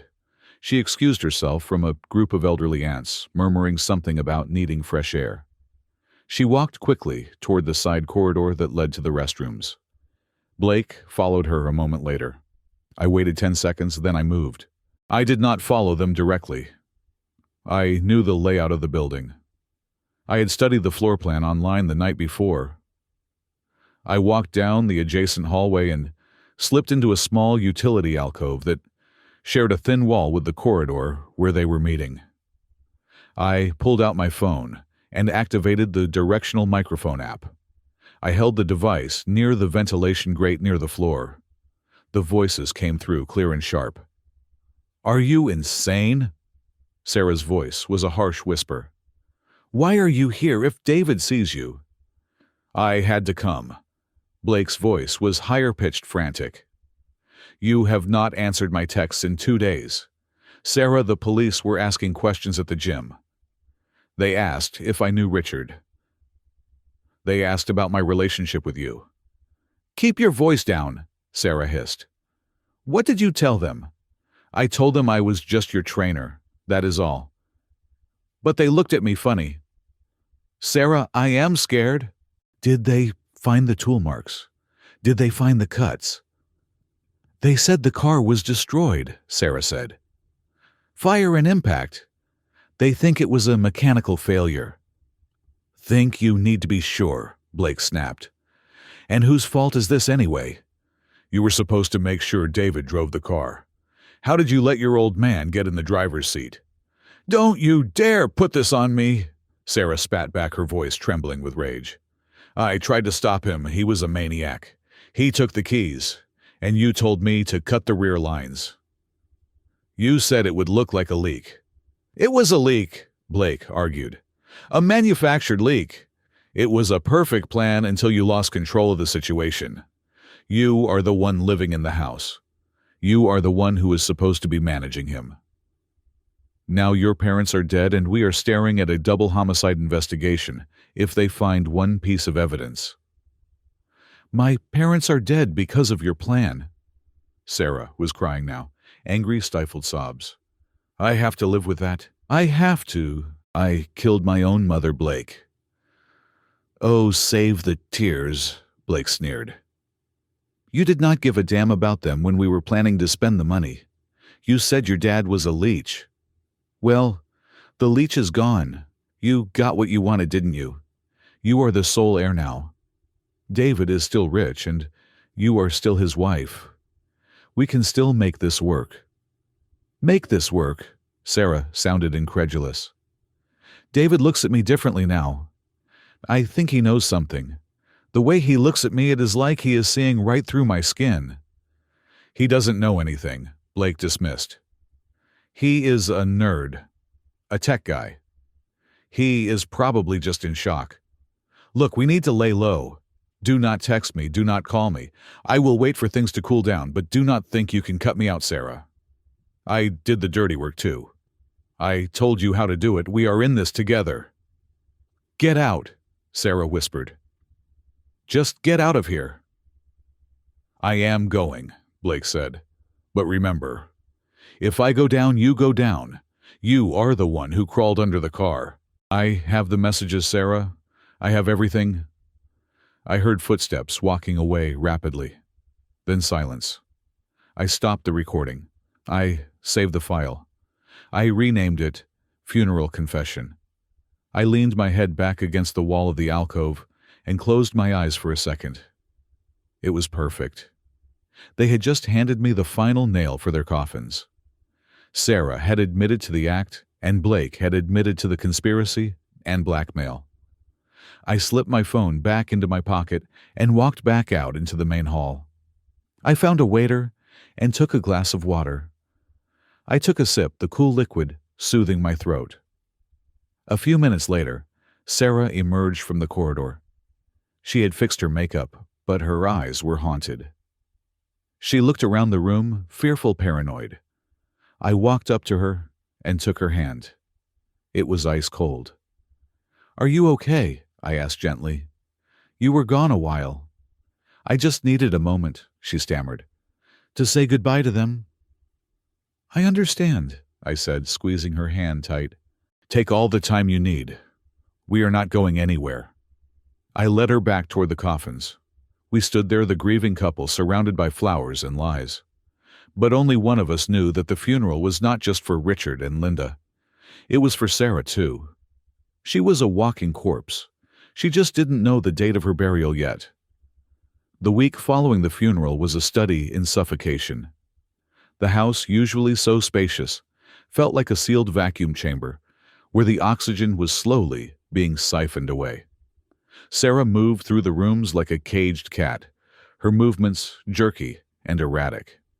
She had stopped playing the role of the grieving daughter and had shifted into a manic mode of administrative urgency. She was constantly on her laptop, her fingers flying across the key's eyes, darting to the door every time I walked past. She told me she was handling her parents' estate, dealing with the mountains of debt Richard had left behind. But I knew better. I was monitoring the router logs. She wasn't paying debts. She was looking up non-extradition treaties, researching visa requirements for South American countries, and checking the liquidity limits of our joint bank accounts. On Tuesday morning, she cornered me in the kitchen. She was wearing a crisp business suit, her makeup applied with the precision of war paint. "David," she said, her voice tight, "we need to talk about the insurance claim for the McLaren." I poured myself a coffee, taking my time. "It has only been a week, Sarah. The police report isn't even finalized. Why the rush?" "Because there are expenses," she snapped, then quickly softened her tone, reaching out to touch my arm. "I mean, my dad left a mess, David. The creditors are calling me. They are threatening to put a lien on Mom's house. I need to pay them off to protect the estate. The insurance payout on the car should be over $300,000, right? We need to file that claim today." "I don't know," I said, leaning against the counter. "I spoke to the adjuster. He said with a total loss of that magnitude, especially involving fatalities, they need a full clearance from the traffic investigation unit before they release a cent."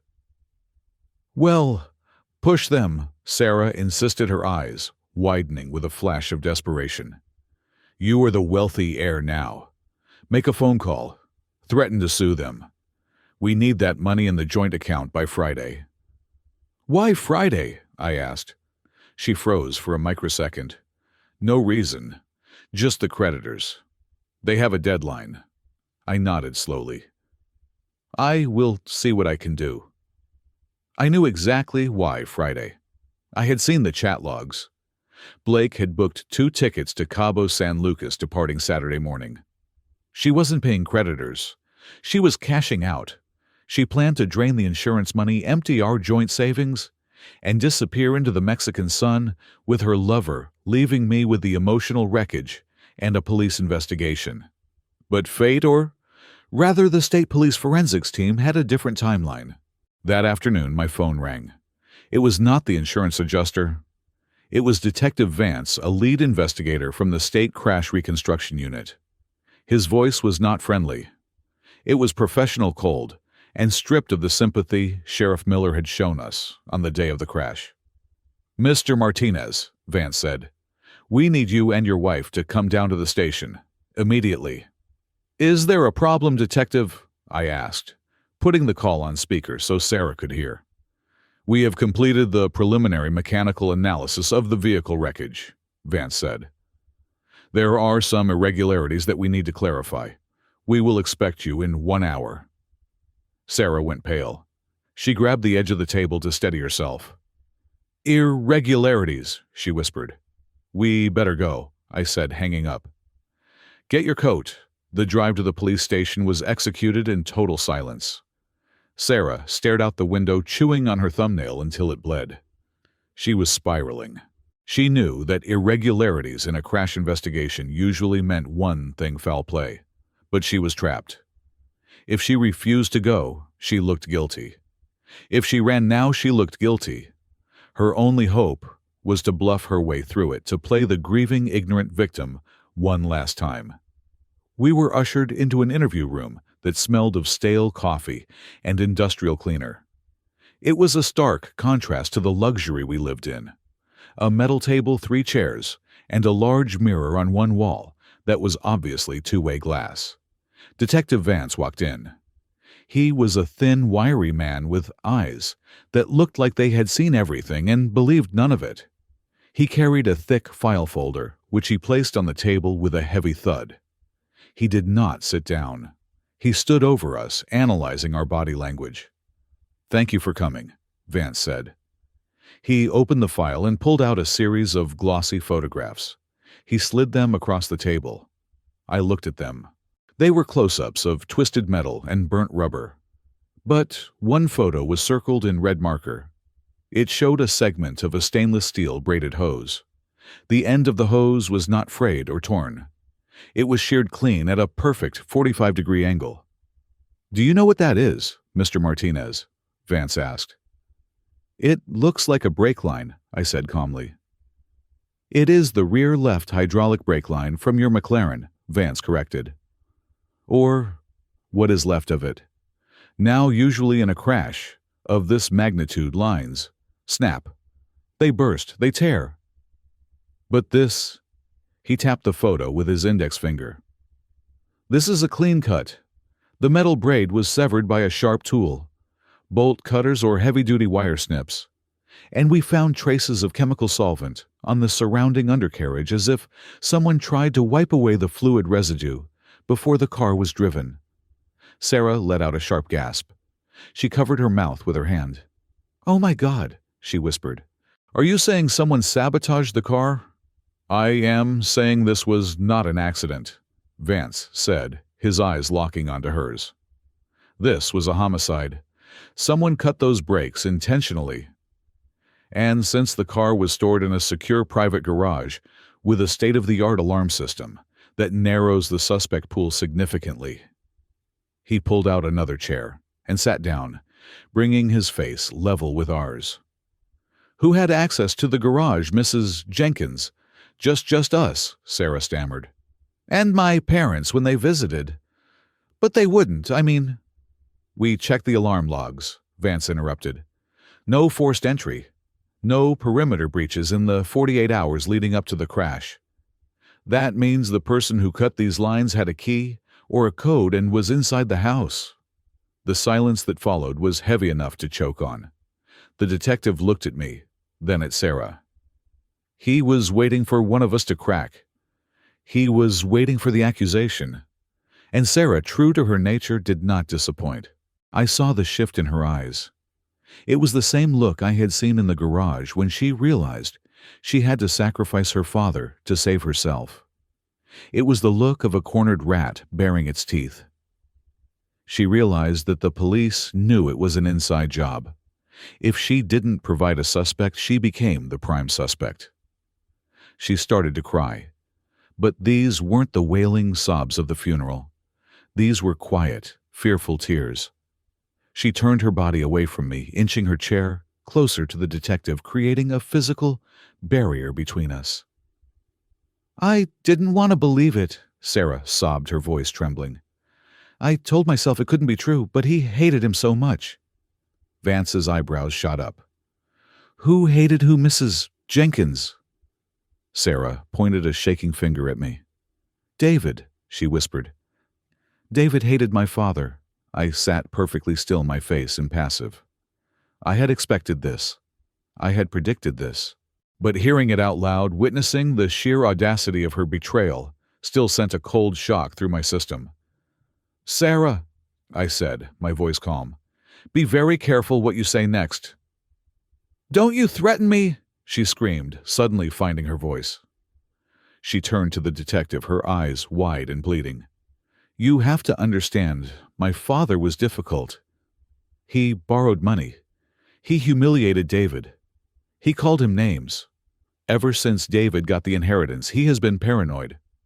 He thought my dad was just after his money." She took a deep breath, weaving her narrative with terrifying speed. "That morning, my dad didn't take the keys. David gave them to him. I saw it. David insisted he told my dad to take the car for a drive. He was smiling when he handed them over. And the night before David was in the garage, he told me he was checking the servers, but he was down there for hours. When he came back to bed, he smelled like chemicals." It was a masterstroke of lying. She took the truth, the chemicals, the garage, the keys, and inverted the roles. She was using the details of her own crime to frame me.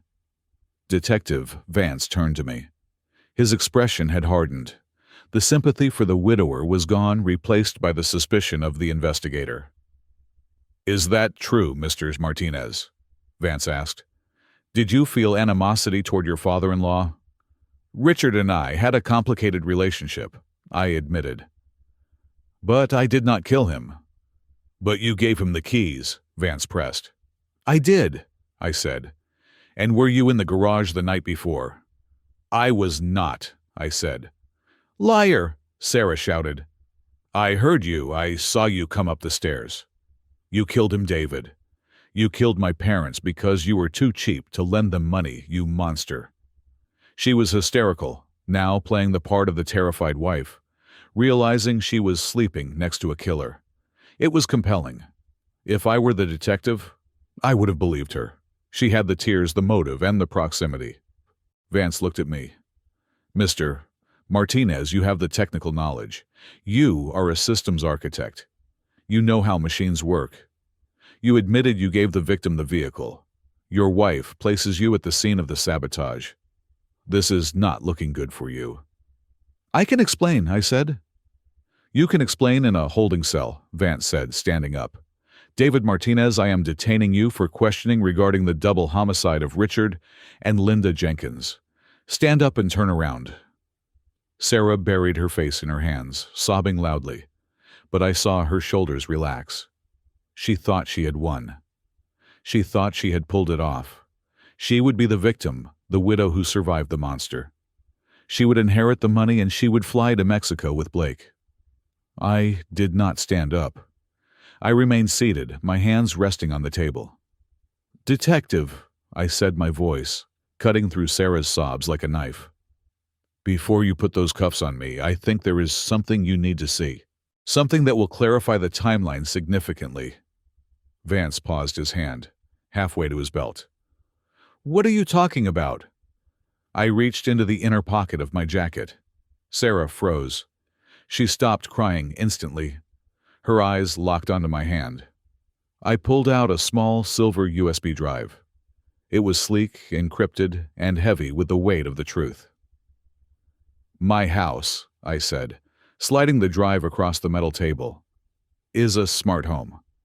I designed the security architecture myself. It runs a proprietary surveillance system that records audio and video in high definition, including infrared night vision in the garage. Sarah's face went from pale to a translucent gray. Her mouth opened, but no sound came out. The blood drained from her lips. This drive, I continued looking Vance in the eye, contains the unedited footage from the garage camera from the night of January 30th. It shows exactly who was under the car. It shows exactly who cut the brake lines. And it records the audio of the phone call that person made immediately after boasting about the murder to their accomplice. I turned my head slowly to look at Sarah. She looked like a statue that had been pushed off a ledge, shattering in slow motion before hitting the ground. The arrogance, the anger, the deceit, it all evaporated, leaving behind a naked, trembling terror. It wasn't me in the garage, Detective, I said softly. And the person on the other end of that phone call wasn't a creditor. His name is Blake. Vance looked at the USB drive, then at Sarah, then back at me. He picked up the drive carefully, as if it were a loaded gun. Stay here, Vance said. Don't move. He walked out of the room, taking the drive with him. The door clicked shut, leaving us alone in the silence. The hum of the air conditioning unit was the only sound. I looked at Sarah. She was shaking so violently that her teeth were chattering. She looked at the two-way mirror, then at the door, realizing there was no way out. The walls of the room and the walls of her life were closing in. Game over, Sarah, I whispered. She stared at me, her eyes dead and empty, and for the first time in our marriage, she had absolutely nothing to say. The silence in the interrogation room was a physical weight pressing against the eardrums. Detective Vance returned a few moments later, not with a USB drive in his hand, but with a ruggedized police laptop tucked under his arm. He did not look at me. He did not look at Sarah. He walked to the end of the metal table and placed the computer down, angling the screen so that it faced all three of us. He plugged the silver drive into the side port. A notification chime pinged loud and cheerful in the sterile room. Sarah was trembling so violently that her chair legs rattled against the linoleum floor. She knew what was coming. She was watching her own execution frame by digital frame. Vance clicked a file. The media player opened. The screen filled with the high-contrast, ghostly monochrome of infrared night vision. The timestamp in the corner read 3 in the morning. The angle was high and wide, capturing the entire garage bay. The McLaren sat there sleek and dormant. Then movement.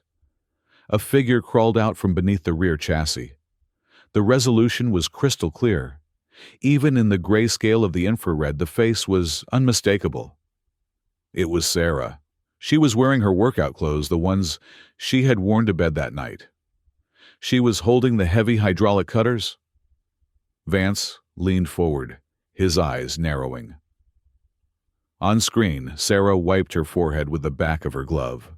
She looked directly at the camera for a split second, unaware she was being watched by the future. Then came the audio. It was crisp, amplified by the high-gain microphones I had installed. "It is done," the digital, Sarah whispered. "Did you get the rear lines?" The voice of Blake, tinny but audible through her phone speaker. "Both of them. I wiped the floor. It looks spotless. The sensors will not trip until the pressure drops critically, and by then he will be doing 70 on the downhill." In the interrogation room, the real Sarah let out a sound that was half gasp, half whimper. She squeezed her eyes shut, turning her head away from the screen. But she could not shut out the sound of her own voice, sealing her fate. "And the money." The recording continued. "The probate on the inheritance is already cleared. If he dies, I am the sole beneficiary. $100 million, Blake. By tomorrow afternoon, I will be the grieving, tragic, and richest widow in the state." Vance hit the spacebar. The video froze on Sarah's smiling face, a smile of triumph that now looked like a rictus of madness. The detective slowly straightened up. The air in the room had changed completely. The suspicion that had been directed at me moments ago had evaporated, replaced by a cold professional disgust directed entirely at the woman sitting across from him. He looked at the screen, then at the weeping woman, and finally at me. He gave a single, curt nod. It was an apology and an acknowledgement, all in one. Vance turned to Sarah. "Mrs. Jenkins," he said, his voice flat and hard. "That is you in the video, is it not?" Sarah did not answer. She could not. Her throat had constricted, choking off her air. She was hyperventilating, her chest heaving as she stared at the table, unable to lift her head. The lie she had constructed, the narrative of the abusive husband and the innocent victim, had been incinerated in less than 60 seconds. I leaned forward. I needed to finish this. I needed to say the words that had been burning in my chest since I watched the car disappear down the driveway. "Sarah," I said softly. She flinched, but she looked up. Her eyes were hollow, red-rimmed, and filled with a terror so absolute it was almost pitiable.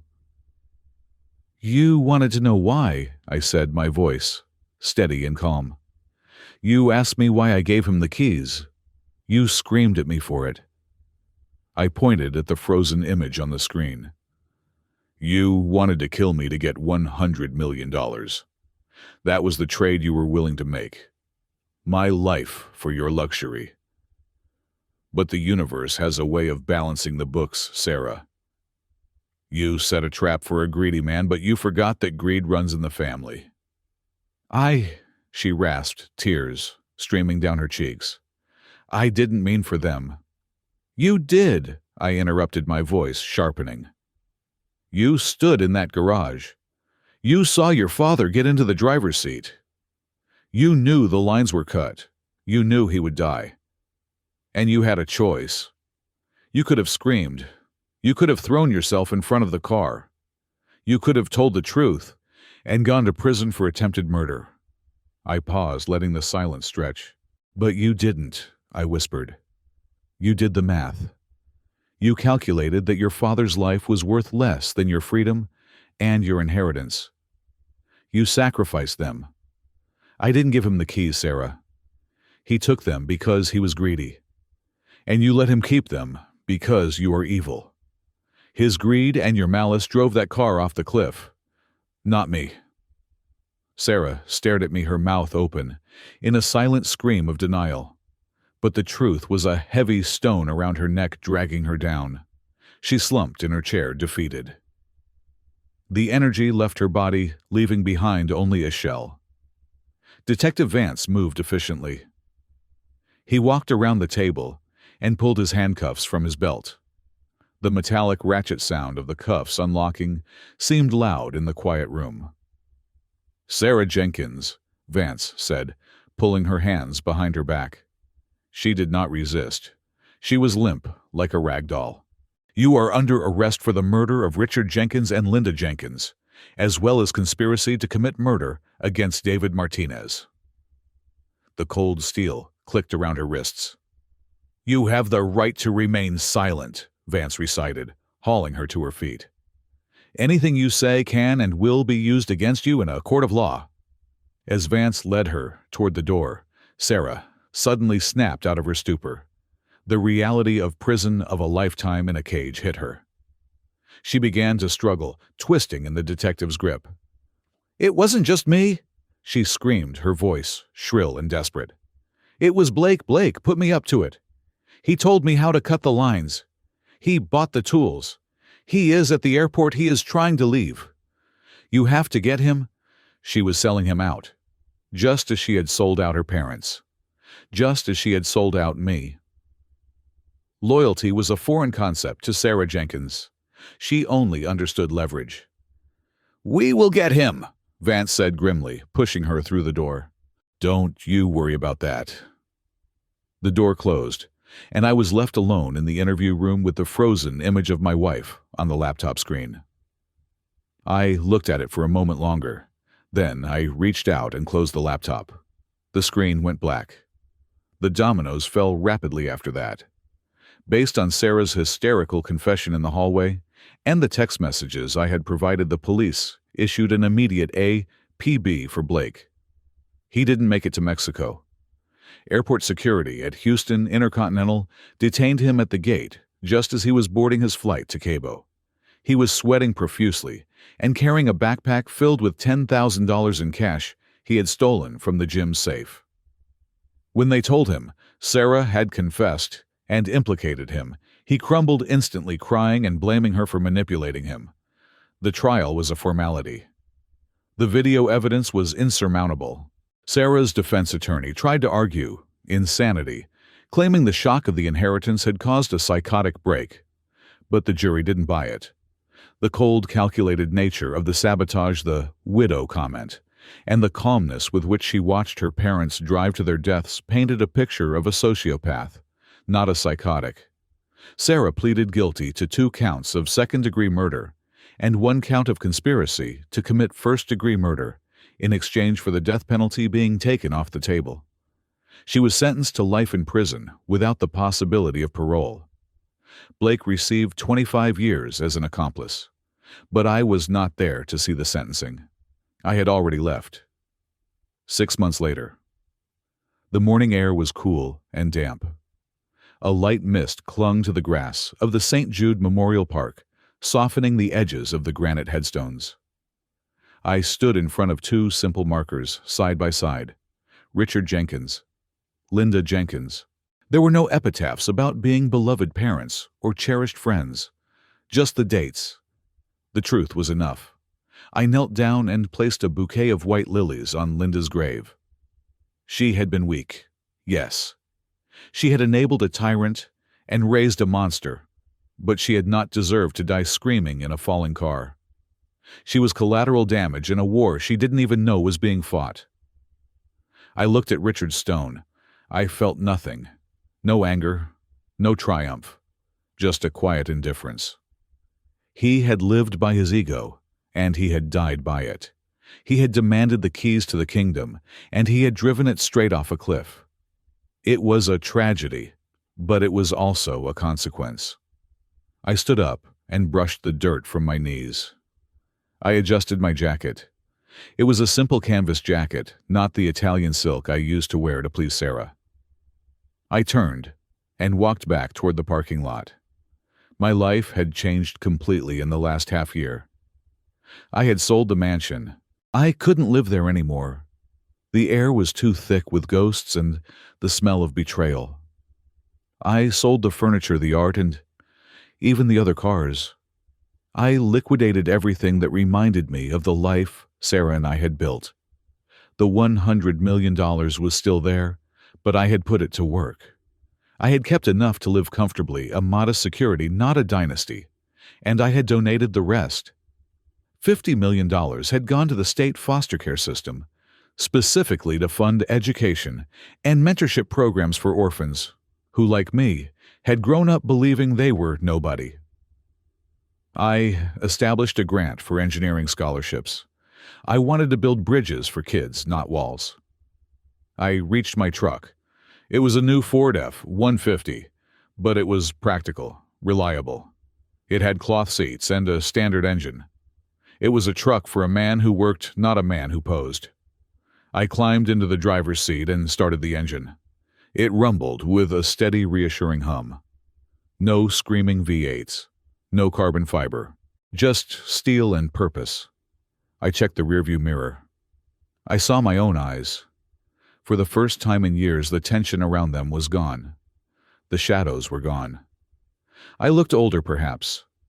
There was a little more gray at my temples, but I looked clear. I had survived. I had walked through the fire of betrayal and come out the other side without being burned. I had not raised a hand in violence. I had not stooped to their level. I had simply stood still, told the truth, and let the weight of their own sins drag them down. I put the truck in gear and pulled out of the cemetery. I drove past the city limits, watching the skyline of Houston fade in the rearview mirror. I was heading north toward the mountains of Colorado. I had bought a small plot of land there near a lake. I was going to build a cabin. I was going to design it myself. I was going to build a new life, one foundation stone at a time. And this time, I would be the only one holding the keys. Thank you so much for listening to this story. I would love to know where in the world you are tuning in from, so please, leave a comment below and share your thoughts on David's decision. If you enjoyed this tale of justice and karma, please consider subscribing to the Calm Revenge Stories channel, liking this video, and hitting that hype button to help this story reach more people.